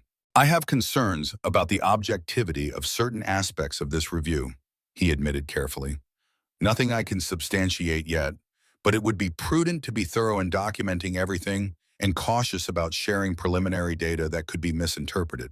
Mark processed this for a moment, then nodded slowly. I understand. We'll package the results carefully with clear context for all findings. Thank you. Anderson glanced at his watch. I need to get back to the team. We're finalizing the presentation structure. I'll have the simulation package to you by 1800 as promised. As Anderson turned to leave, Mark added, Dad, whatever's going on, be careful. The simple expression of concern touched Anderson more deeply than he expected. It was the first time Mark had shown any personal interest in his welfare since his arrival. I will, he promised. The remainder of the afternoon passed in intense preparation. By evening, the team had assembled a comprehensive assessment and recommendation package. The core proposal advocated for continued development of Ghostwriter with targeted improvements based on test results, coupled with preliminary research into next-generation concepts, informed by both their findings and the intelligence on Phantom. Most importantly, they had incorporated Thompson's enhancement proposal and Mark's simulation results to demonstrate a clear path to significantly improve performance within a realistic time frame. It was a measured, fact-based approach that acknowledged both the project's achievements and its limitations. As promised, Mark delivered the simulation package at exactly 1800 hours. The materials were meticulously organized and annotated, leaving little room for misinterpretation. Anderson reviewed them with Thompson and Rodriguez, incorporating key elements into their final presentation. This should give us a fighting chance tomorrow, Thompson observed, as they put the finishing touches on the material, assuming the committee is actually interested in the facts. That's the question, isn't it? Rodriguez replied. If this were purely about technological merit, I'd be confident, but nothing about this review feels normal. We control what we can control, Anderson reminded them. Present the honest assessment, backed by data. What happens after that is politics, and that's above our pay grade. As the team dispersed for a few hours of much-needed rest before the morning's presentation, Anderson remained behind to make a final review of the materials. The conference room was silent save for the hum of air conditioning and the occasional click of his tablet as he advanced through slides. He was so absorbed in his work that he almost missed the soft footsteps in the hallway outside. Almost, but not quite. 30 years of combat instincts didn't fade easily.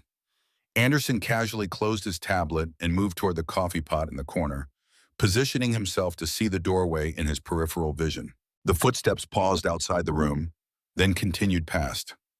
Anderson caught a glimpse of Claire Dawson walking by, her attention seemingly focused on her phone.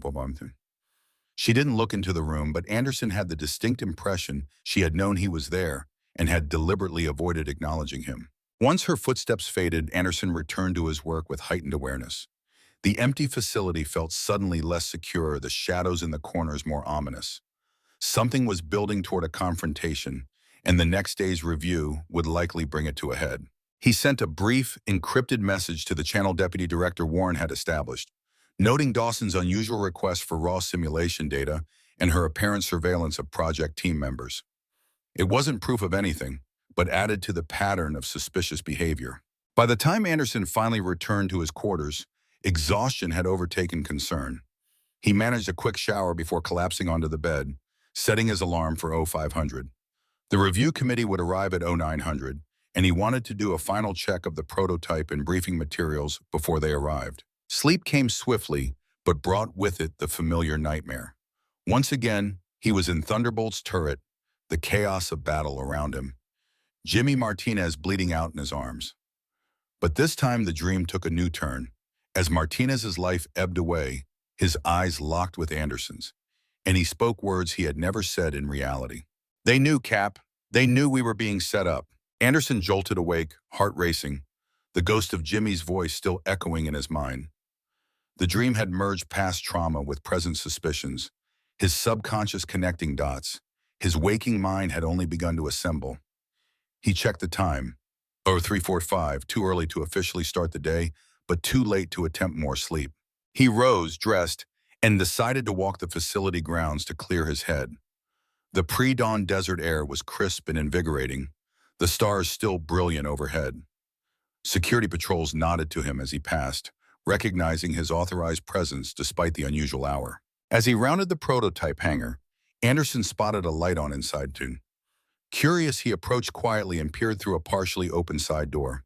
Director Reeves was inside, alone, intently examining Ghost Rider's control systems.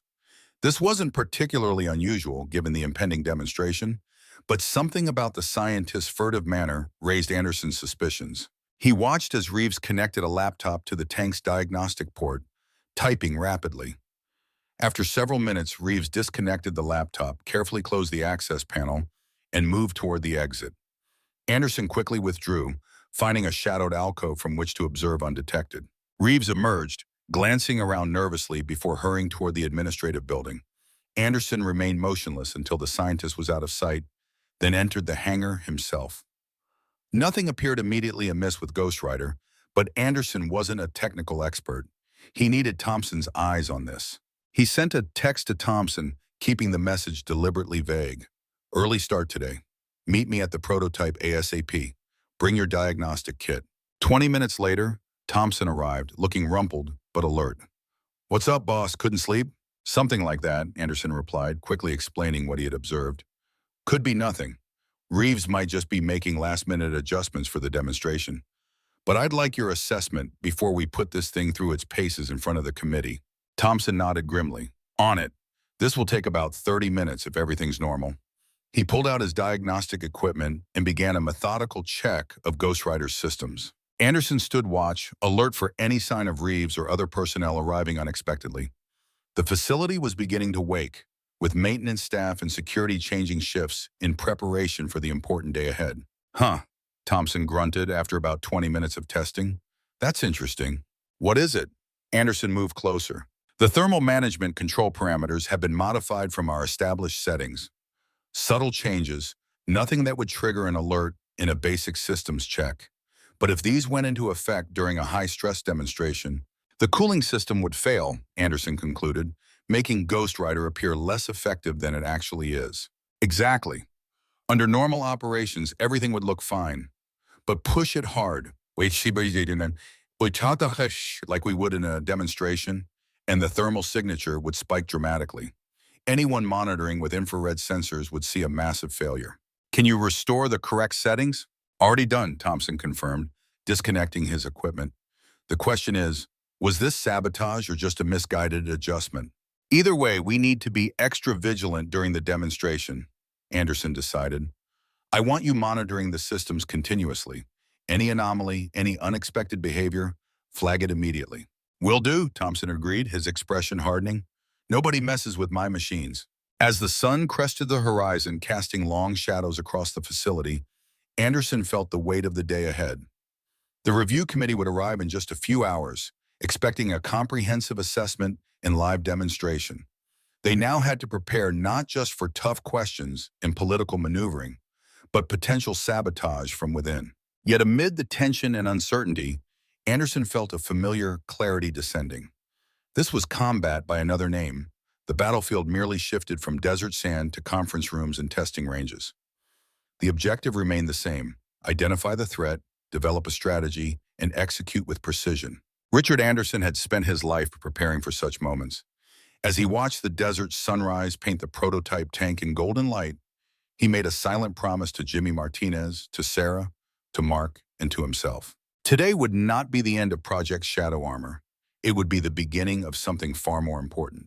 The hunt for truth in a landscape of deception, and perhaps the reconciliation of a father and son united by unexpected common purpose. The storm was coming, and this time Anderson would be ready. The White Sands facility buzzed with unusual activity as the sun crested the eastern mountains. Security details in crisp uniforms established checkpoints at every entrance. Technical staff hurried between buildings, clutching tablets and folders, their faces etched with the gravity of the day ahead. A small fleet of black SUVs with government plates had arrived before dawn, disgorging stern-faced officials who now secluded themselves in the administration building. Anderson stood alone in the prototype hangar, conducting a final inspection of Ghost Rider. After discovering the sabotage thermal management parameters, he had assigned Thompson to remain with the tank throughout the night, ensuring no further tampering occurred. Now, as the review committee's arrival loomed, Anderson methodically checked each system, each connection, each diagnostic readout. The tank gleamed under the harsh fluorescent lights, its angular stealth panels giving it an almost predatory appearance. "She's ready," Thompson said, emerging from beneath the hull where he'd been making final adjustments. Grease stained his hands and a smudge marked his cheek, but satisfaction gleamed in his eyes. "Every system nominal. Whatever Reeves was trying to pull, we've corrected it." "Good work," Anderson replied, patting the tank's armor. "Now we just need to make sure the committee sees what we see. Potential, not perfection." "Speaking of the committee," Rodriguez said as she entered the hangar, "they've arrived. 7 members total, including 2 I wasn't expecting." "Who?" "Undersecretary Davies from Defense Acquisition and Senator Coleman from the Armed Services Committee. Heavy hitters." Anderson frowned. The presence of such senior officials elevated the stakes considerably. "Davies is closely tied to the drone lobby. Coleman I don't know much about." "Military conservative," Thompson supplied. "Old school thinking, probably more sympathetic to tanks than drones at least." Anderson checked his watch. "Briefing starts in 30 minutes. Where's Johnson?" "Running final checks on the targeting systems," Rodriguez replied. "And your son called. The simulation team is ready with their presentation package. They'll meet us in the briefing room." The mention of Mark sent a conflicting wave of emotions through Anderson. Their brief connection the previous day had offered a glimmer of hope amid the gathering storm clouds. Yet he worried about Mark becoming entangled in whatever conspiracy was unfolding. Sarah would never forgive him if their son became collateral damage in a Pentagon power struggle. "Let's synchronize our watches and approach," Anderson said, falling back on military precision in the face of uncertainty. "Rodriguez, you open with the technical assessment. Thompson, be ready with the performance metrics and enhancement proposal. Johnson will handle combat effectiveness evaluation when he arrives. I'll manage the overall strategic context and conclusions." Any questions?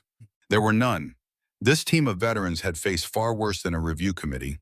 They moved with quiet purpose, gathering their materials and proceeding toward the administration building. The briefing room had been transformed since yesterday. The regular furniture had been replaced with a formal conference setup, a horseshoe arrangement of tables facing a presentation screen. Name placards identified each committee member's position. At the center sat Dr. Alan Reeves, looking distinctly uncomfortable, beside Undersecretary Davies, a silver-haired woman whose wire-rimmed glasses did nothing to soften her razor-sharp gaze. Senator Coleman occupied the position to Davies' right, his military bearing evident even in civilian attire. The remainder of the committee consisted of technical experts and budget analysts, their expressions carefully neutral as Anderson and his team entered. Claire Dawson stood in the corner, observing silently. Her presence triggered Anderson's internal alarm system, especially after Warren's warning. She met his gaze briefly, then looked away, focusing on her tablet. "Captain Anderson," Undersecretary Davies began without preamble as they took their positions. "We appreciate your team's preparation on such short notice. The security breach has accelerated our timeline considerably." "We understand the urgency, ma'am," Anderson replied evenly. "We're prepared to provide a comprehensive assessment." "Good. Before you begin, I should clarify the committee's mandate. We are not here merely to evaluate Project Shadow Armor's technical progress, but to determine whether continued investment is justified given competing priorities and security concerns." The subtext was clear. This wasn't just a review, it was a potential termination hearing. Anderson exchanged a glance with Rodriguez, who gave an imperceptible nod. They had anticipated this approach and prepared accordingly. We welcome that broader perspective, Undersecretary, Anderson said. In fact, our assessment directly addresses the strategic context and comparative value proposition of stealth ground vehicles versus alternative approaches. Davies raised an eyebrow slightly, perhaps surprised by Anderson's ready embrace of the expanded scope. Very well, please proceed. Anderson activated the presentation display, beginning with an overview of the team's qualifications and assessment methodology. He deliberately emphasized their combined decades of practical combat experience, establishing credibility before diving into technical details. Rodriguez took over for the technical assessment, methodically outlining Ghost Rider's capabilities and limitations. She navigated the complex material with practiced ease, translating engineering concepts into operational implications that even the non-technical committee members could grasp. In summary, she concluded, the prototype demonstrates proof of concept for several key stealth technologies, though significant development challenges remain. Most critically, the thermal management system requires substantial refinement to achieve the desired performance in combat conditions. Thompson followed with the performance metrics and enhancement proposal. His presentation style was blunter than Rodriguez's, but his technical mastery was evident in every slide, every data point. The modified cooling system architecture we're proposing could increase thermal signature reduction by an estimated 20%, he explained, highlighting the relevant diagrams. More importantly, it would maintain that reduction under combat stress, not just static conditions. Throughout these presentations, Anderson carefully observed the committee's reactions. Davies maintained an impassive expression, occasionally making notes on her tablet. Senator Coleman appeared genuinely engaged, asking several pointed but fair questions about battlefield applications. The technical experts leaned forward during Thompson's explanation of the cooling system modifications, a good sign of genuine interest. Only Reeves seemed distinctly uncomfortable, shifting in his seat and avoiding direct eye contact with the project team. Anderson noted this behavior, filing it away as further evidence of potential duplicity. As Johnson began his segment on combat effectiveness, the door opened and Mark entered quietly, taking a position at the back of the room. He caught Anderson's eye briefly, giving a small nod of encouragement. The simple gesture provided an unexpected boost to Anderson's confidence. Whatever their personal history, in this moment they were aligned in purpose. The simulation team has conducted extensive virtual testing of Ghost Rider against various threat profiles, Johnson explained, bringing up the results Mark's team had prepared. These analyses reveal both vulnerabilities and significant potential advantages in specific combat scenarios.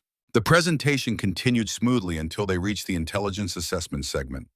Here, Anderson took over again, carefully framing their analysis of the phantom threat. Based on the intelligence provided, we've conducted a sensitivity analysis of the reported phantom capabilities, Anderson explained, displaying the simulation results showing various performance scenarios.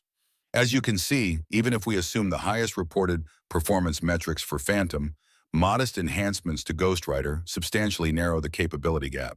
Are you questioning the intelligence assessment, Captain? Dawson interjected from the corner, her tone carrying a hint of challenge. Not questioning, Ms. Dawson, analyzing with appropriate professional skepticism, Anderson replied evenly. All intelligence includes inherent uncertainties. Our approach acknowledges those uncertainties and plans for multiple scenarios. The intelligence on Phantom has been thoroughly vetted, Dawson insisted, stepping forward slightly. The capability gap is significantly larger than your analysis suggests. Senator Coleman turned in his chair to face Dawson. I'd prefer to hear Captain Anderson's complete assessment before we debate its conclusions, Ms. Dawson. The gentle rebuke silenced her for the moment, but Anderson could feel her eyes boring into him as he continued the presentation. He maintained his professional demeanor, though internally he noted the unusual eagerness with which Dawson defended the intelligence assessment. Another piece of the puzzle. As they approached the conclusion, Anderson presented their final recommendation, a dual-track approach that would continue refinement of Ghost Rider while initiating research into next-generation concepts informed by both their findings and the Phantom intelligence. This approach balances immediate progress with long-term innovation, Anderson explained. It acknowledges the reality of the current prototype's limitations while leveraging the valuable lessons learned to date. And the cost implications, Davies asked, speaking for the first time since the presentation began. Substantially lower than starting from scratch, Anderson replied confidently. We estimate 30% reduced development costs compared to a complete reset with potential field deployment 2 years earlier. As the formal presentation concluded, Anderson noticed Mark slip out of the room, presumably to prepare for the demonstration phase. The committee members conferred quietly among themselves for several minutes before Davies addressed the team again. A thorough presentation, Captain. Now we'd like to see Ghost Rider in action. I understand a demonstration has been arranged? Yes, ma'am. The prototype is prepared for a full capability demonstration at the testing range. If you'll follow me, we can proceed there now.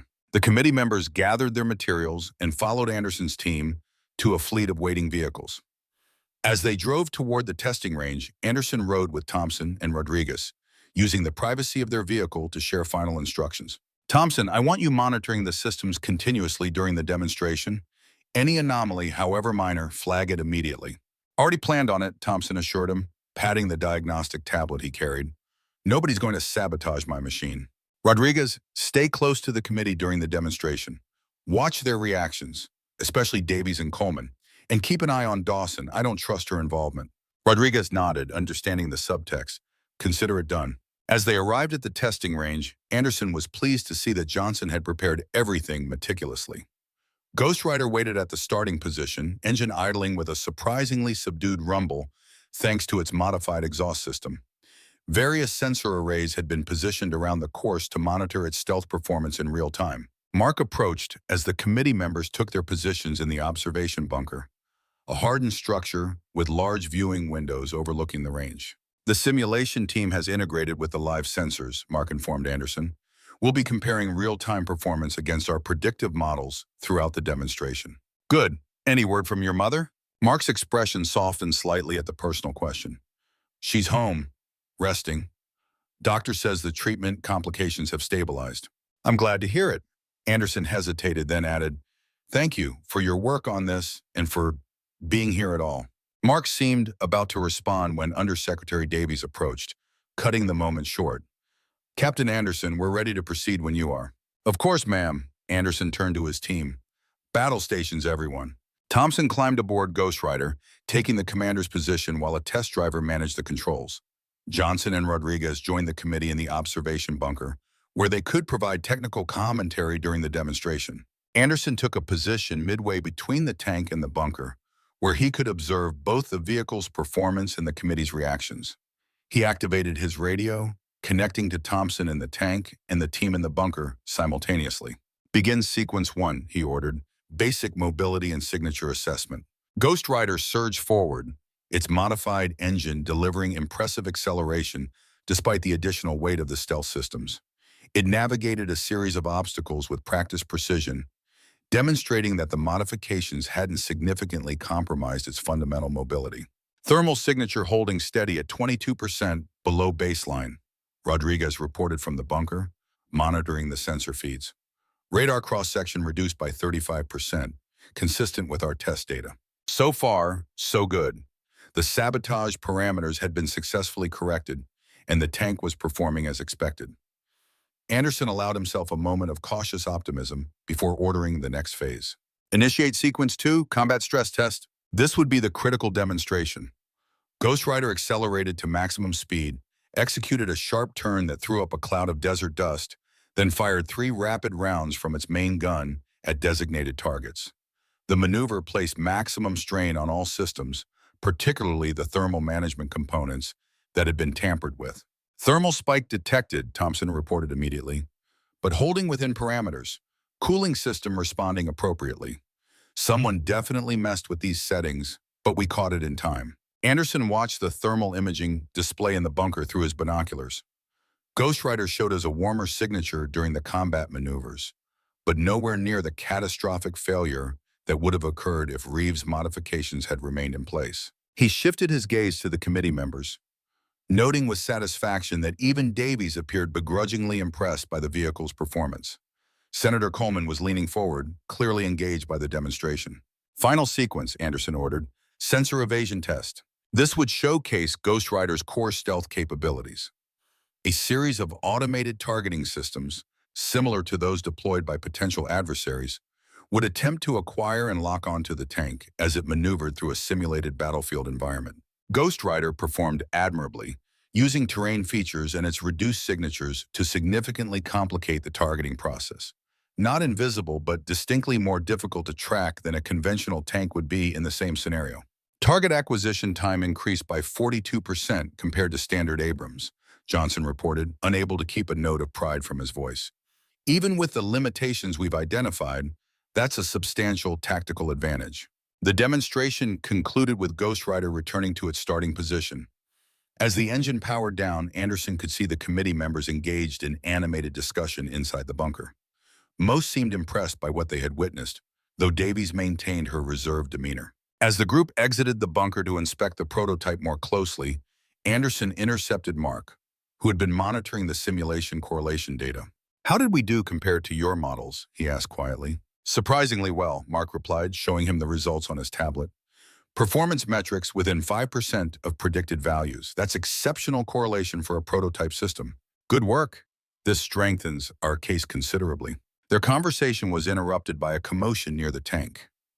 Dawson was engaged in what appeared to be a heated discussion with Thompson, who had just dismounted from Ghost Rider. "Everything all right over there?" Anderson called, moving quickly to intervene. "Ms. Dawson is questioning the validity of our thermal readings," Thompson replied with barely concealed irritation, suggesting we might have manipulated the sensors. "I'm simply pointing out that these results contradict our intelligence assessment of comparative capabilities," Dawson said smoothly. "It raises questions about either the intelligence or the demonstration methodology. Or perhaps about the assumptions underlying the intelligence assessment itself," Anderson suggested pointedly. Before Dawson could respond, Undersecretary Davies joined them. "An impressive demonstration, regardless of methodology questions. Captain Anderson, Senator Coleman, and I would like a private word before the committee deliberates." "Of course, ma'am." Anderson followed Davies to a position away from the others, where Senator Coleman waited, his weathered face unreadable.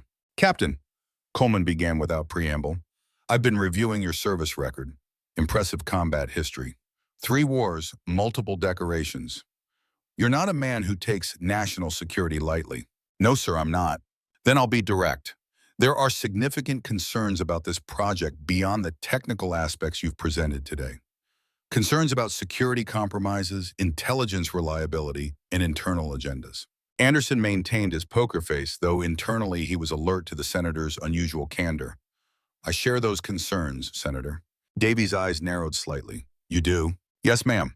My team has observed several irregularities during our assessment that suggest factors beyond normal technical challenges may be influencing the project's trajectory." Coleman and Davies exchanged a glance.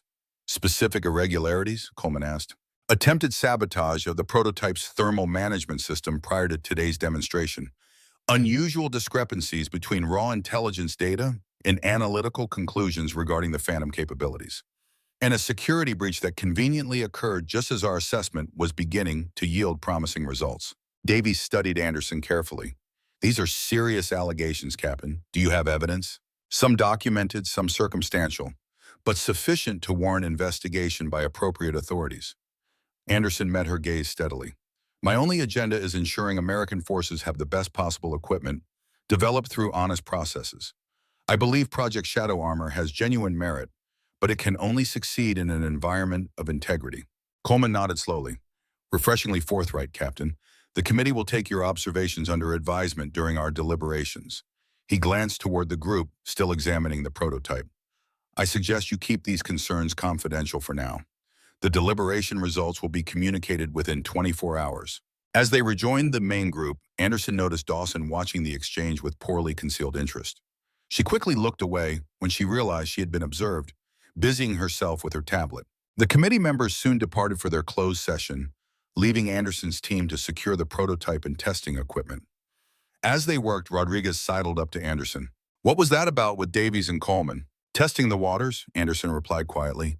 "I think we may have allies we didn't expect." "And enemies closer than we realized," she added, nodding subtly toward the administration building, where Reeves and Dawson walked together, deep in conversation. "Keep the team alert," Anderson instructed. "This isn't over yet." As evening approached, Anderson found himself alone in the project office, reviewing the day's events and preparing contingency plans for various committee decisions. A knock at the door interrupted his thoughts. "Come in," he called, expecting one of his team members. Instead, Mark entered, carrying 2 cups of coffee. Thought you could use this, he said, setting one cup on the desk. It's been a long day. Thanks. Anderson accepted the coffee gratefully, surprised by the thoughtful gesture. What did you think of the demonstration? Impressive, considering the constraints. Mark took a seat across from him. The integration of stealth technology with a platform never designed for it is a significant achievement, even with the limitations. High praise coming from a simulation expert. Mark smiled slightly. We model ideal scenarios. You have to make things work in the real world with all its messy variables. Different challenges. They sipped their coffee in companionable silence for a moment, perhaps the most comfortable they had been in each other's presence in years. Mom called, Mark said eventually, asked how we were getting along. What did you tell her? That we were finding common ground, professionally at least. Anderson nodded, understanding the qualification. It's a start. Yes. Mark hesitated, then added, she also asked if I'd seen any signs of you being you, the stubborn tank commander who never backs down from a fight. Anderson couldn't help but smile. And had you? Maybe glimpses. Mark studied him over the rim of his coffee cup. There's something bigger happening here than just a project review, isn't there? Something you're not saying. The perceptiveness shouldn't have surprised Anderson. Mark had always been observant, even as a child. What makes you think that? The way you interact with Dawson, the private conversation with Davies and Coleman, the fact that your friend Thompson hasn't left the prototype unattended since yesterday morning. Mark set his cup down. I'm not asking for classified details. Just, should I be concerned? Anderson considered his response carefully. Mark was involved now, regardless of his wishes. He deserves some level of truth. Let's just say that some people have significant financial and political interests in seeing this project fail.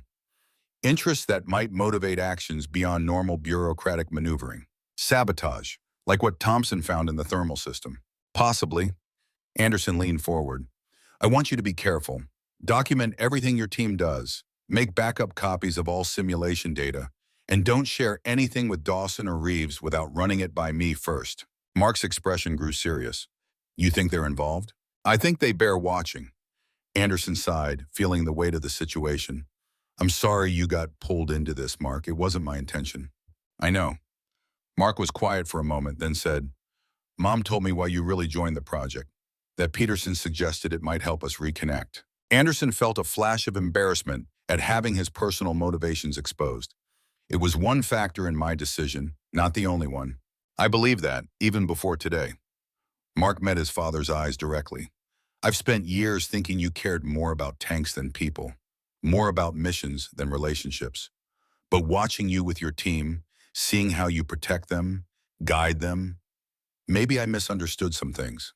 The words touched Anderson deeply, more than he had expected.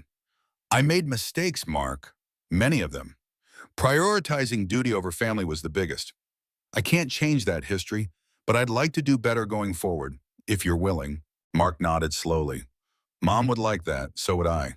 Their moment of connection was interrupted by Anderson's secure phone vibrating. The screen showed a message from Deputy Director Warren.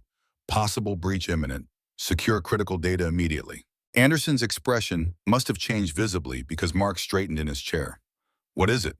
Potential security issue. Anderson rose quickly. I need to alert the team. You should secure your simulation data as soon as possible. I'll head to the lab now.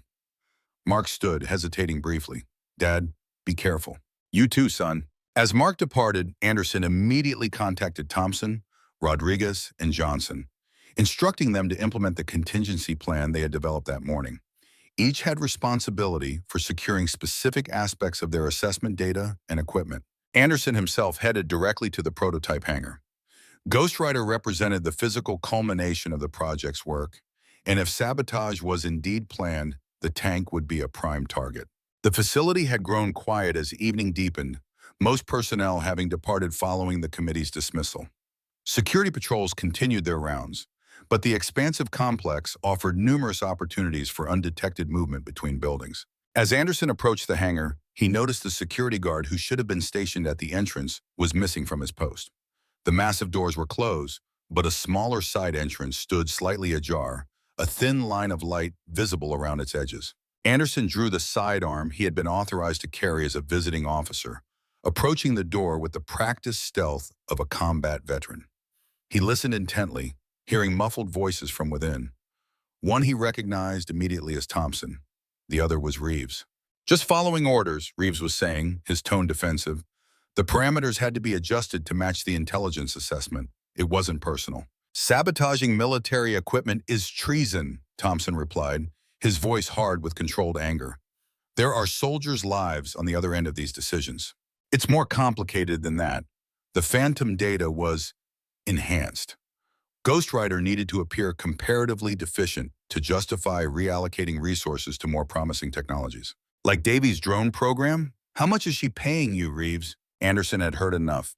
He pushed the door open, weapon raised. "Hands where I can see them, gentlemen." The scene inside confirmed his suspicions.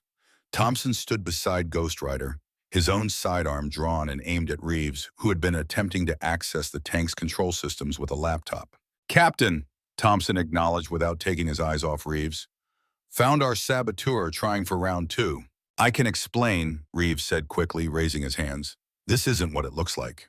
"It looks like attempted sabotage of a military prototype," Anderson replied coldly. "But please enlighten us." "I was instructed to ensure the demonstration data aligned with the intelligence assessment," Reeves said, sweat beading on his forehead. "Dawson provided the parameters, said it was necessary for national security to ensure adequate funding for countermeasures development." "And you believe that justification for falsifying test results?" Anderson asked incredulously. "The phantom threat is real," Reeves insisted, "but the capabilities were exaggerated to create urgency. Dawson said it was standard practice in the intelligence community. Threat inflation to ensure preparedness." Anderson shook his head in disgust. "Thompson, secure him. I need to contact security and Warren." Before he could reach for his phone, the hangar doors began to open. Headlights swept across the interior as a military truck backed in, followed by Claire Dawson and 4 armed men in unmarked tactical gear. "Perfect timing," Dawson said, approaching with cool confidence. "Dr. Reeves, I see you've encountered some resistance to your system updates." "This has gone far enough, Dawson," Anderson said, keeping his weapon ready, but not directly aimed at the new arrivals. "Security forces are on their way." "I don't think so, Captain. Communications from this facility have been temporarily disrupted. As for security, they've been informed of a classified equipment transfer authorized by Undersecretary Davies." She gestured to the truck. "Ghost Rider is being relocated to a secure facility for comprehensive evaluation." "Theft, you mean?" Thompson growled. "This prototype doesn't leave without proper authorization, which you don't have." "I have emergency transfer orders signed by Dr. Reeves as project director," Dawson countered, producing an official-looking document. "National security concerns following the data breach necessitate immediate relocation." Anderson assessed the situation rapidly. 4 armed men plus Dawson against himself and Thompson, with the unreliable Reeves as a wild card. Not favorable odds in a direct confrontation. He needed to buy time. "Those orders are based on fraudulent premises," he stated firmly. "Dr. Reeves just admitted to deliberately sabotaging test data at your direction. That constitutes falsification of intelligence and potential treason." Dawson's expression hardened. "Colorful allegations, Captain. Unfortunately, we don't have time to debate. The prototype is leaving now." She turned to her team. "Prepare for transport." As the armed men moved toward Ghost Rider, the hangar was suddenly flooded with light from outside. A voice boomed over a loudspeaker. "This is White Sands Security. The facility is locked down. All personnel remain in place and await further instructions." Dawson's confidence faltered visibly. "What is this?" The answer came as Senator Coleman entered the hangar, flanked by military police and federal agents. "This, Ms. Dawson, is what we call catching someone in the act." The situation reversed instantly. The armed men found themselves surrounded and disarmed within seconds. Dawson stood rigid with shock as Coleman approached her. "Falsification of intelligence, sabotage of military equipment, conspiracy to appropriate government property." Coleman shook his head in disgust. "And all for what? To secure funding for Davy's pet drone program? To eliminate competition for defense dollars?" "You don't understand the strategic picture," Dawson insisted. "The phantom threat is real, even if we had to enhance the details to create appropriate urgency." "The only thing you enhanced was your career prospects with Davies," Coleman replied coldly. "Take her into custody," he instructed the agents. "Dr. Reeves, too." As they were led away, Coleman turned to Anderson. "Good work, Captain. Deputy Director Warren contacted me directly after receiving your reports. We've been monitoring the situation, waiting for them to make a move definitive enough to justify arrests. And Undersecretary Davies, Anderson asked, being interviewed by federal agents as we speak. The money trail is still being unraveled, but initial evidence suggests significant contributions to her previous campaigns from drone manufacturers. Coleman sighed heavily. The military-industrial complex at its worst. Thompson secured his weapon, looking satisfied with the turn of events. What happens to Shadow Armor now, Senator? That's partially why I'm here. Coleman gestured toward the entrance where Mark stood with Rodriguez and Johnson. Your team's assessment was impressive, especially given the circumstances. The committee has recommended continued development along the dual-track approach you proposed. Anderson felt a wave of satisfaction, not just at the project's salvation, but at the vindication of their honest work against political machinations. Thank you, Senator. We won't let you down. I know you won't, Captain. Coleman extended his hand. You've done your country a service beyond the battlefield today. Integrity in defense procurement is as important as courage in combat. As the immediate crisis subsided and the formal procedures of arrests and statements began, Anderson found a quiet moment with his team, including Mark, who had joined them. How did you know to alert security? He asked his son. I didn't, Mark admitted. But I ran into Senator Coleman leaving the committee deliberations. He seemed concerned about something Dawson had said about relocating the prototype. When I mentioned you were headed to the hangar to secure it, he immediately made some calls and told me to stay with him. Good instincts, Anderson said with genuine pride. You'd have made a decent intelligence officer. Mark smiled slightly. I'll stick to simulations, thanks. Less real-world drama. As the night deepened, the formal procedures were completed, and the facility gradually returned to normal operations. Ghost Rider remains secure in its hangar, now under enhanced protection pending the official resumption of the project under new leadership. Anderson found himself standing outside in the clear desert night, gazing at the stars that blazed with unusual brilliance away from city lights. The past few days had been a whirlwind of professional and personal challenges, culminating in this unexpected resolution. Penny for your thoughts, Rodriguez said, joining him. Just appreciating the view, Anderson replied, and thinking about next steps. For the project or personally? Both. He glanced toward the administration building, where Mark was finishing his statement to the federal agents. I'm considering extending my involvement with Shadow Armor beyond the initial assessment, if they'll have me. Rodriguez smiled. They'd be fools not to. But what about retirement? That fishing cabin in Montana. It'll keep a little longer. Anderson watched as Mark emerged from the building, looking tired but relieved. Some things are worth delaying retirement for. The following morning, Anderson stood once again beside Ghost Rider, now under the direction of an interim project team, while formal leadership was being reorganized.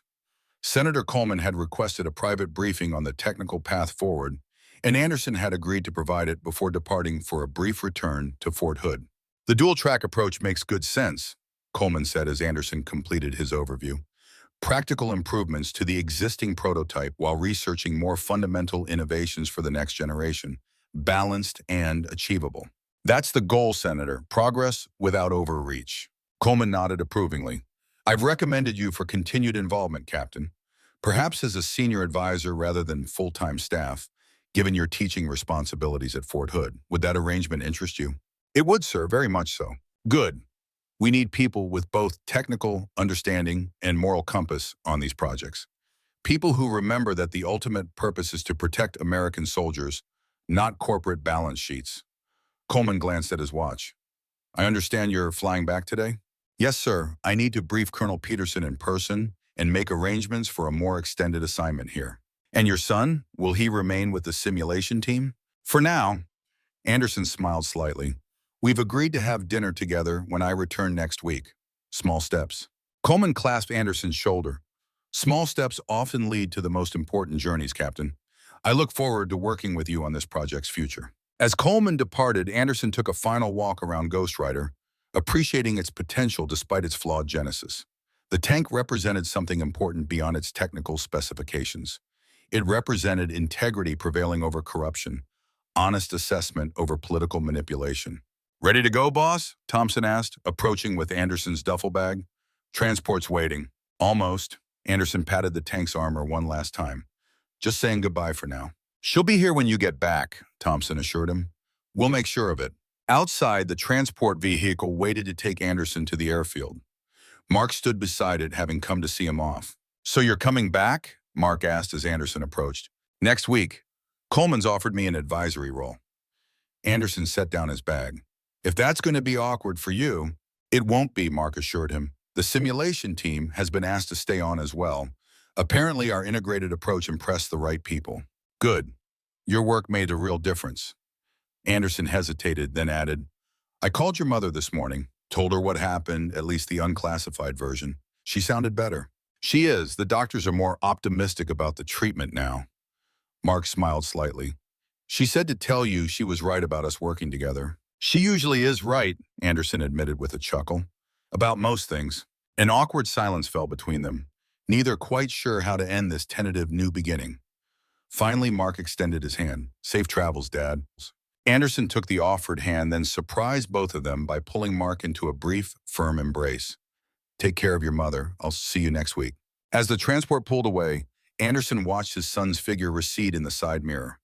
The road ahead remained uncertain in many ways. The project faced significant challenges despite its reprieve. His relationship with Mark was still fragile, needing careful nurturing. Sarah's health battle continued with no guaranteed outcome. Yet for the first time in years, perhaps since Jimmy Martinez died in his arms, Richard Anderson felt a sense of purpose that extended beyond the next mission, the next training exercise. He had rediscovered something essential that had been missing from his life since retiring from active combat command. The opportunity to protect not just through direct action on the battlefield, but through integrity and expertise in the systems that supported those who would follow him into combat. And perhaps most importantly, the chance to rebuild the personal connections that gave that service meaning. As the transport crested a rise, Anderson looked back one last time at the White Sands facility, silhouetted against the morning sun. Ghost Rider waited there, along with new allies, new challenges, and a reconnection with his son that he had scarcely dared hope for days earlier.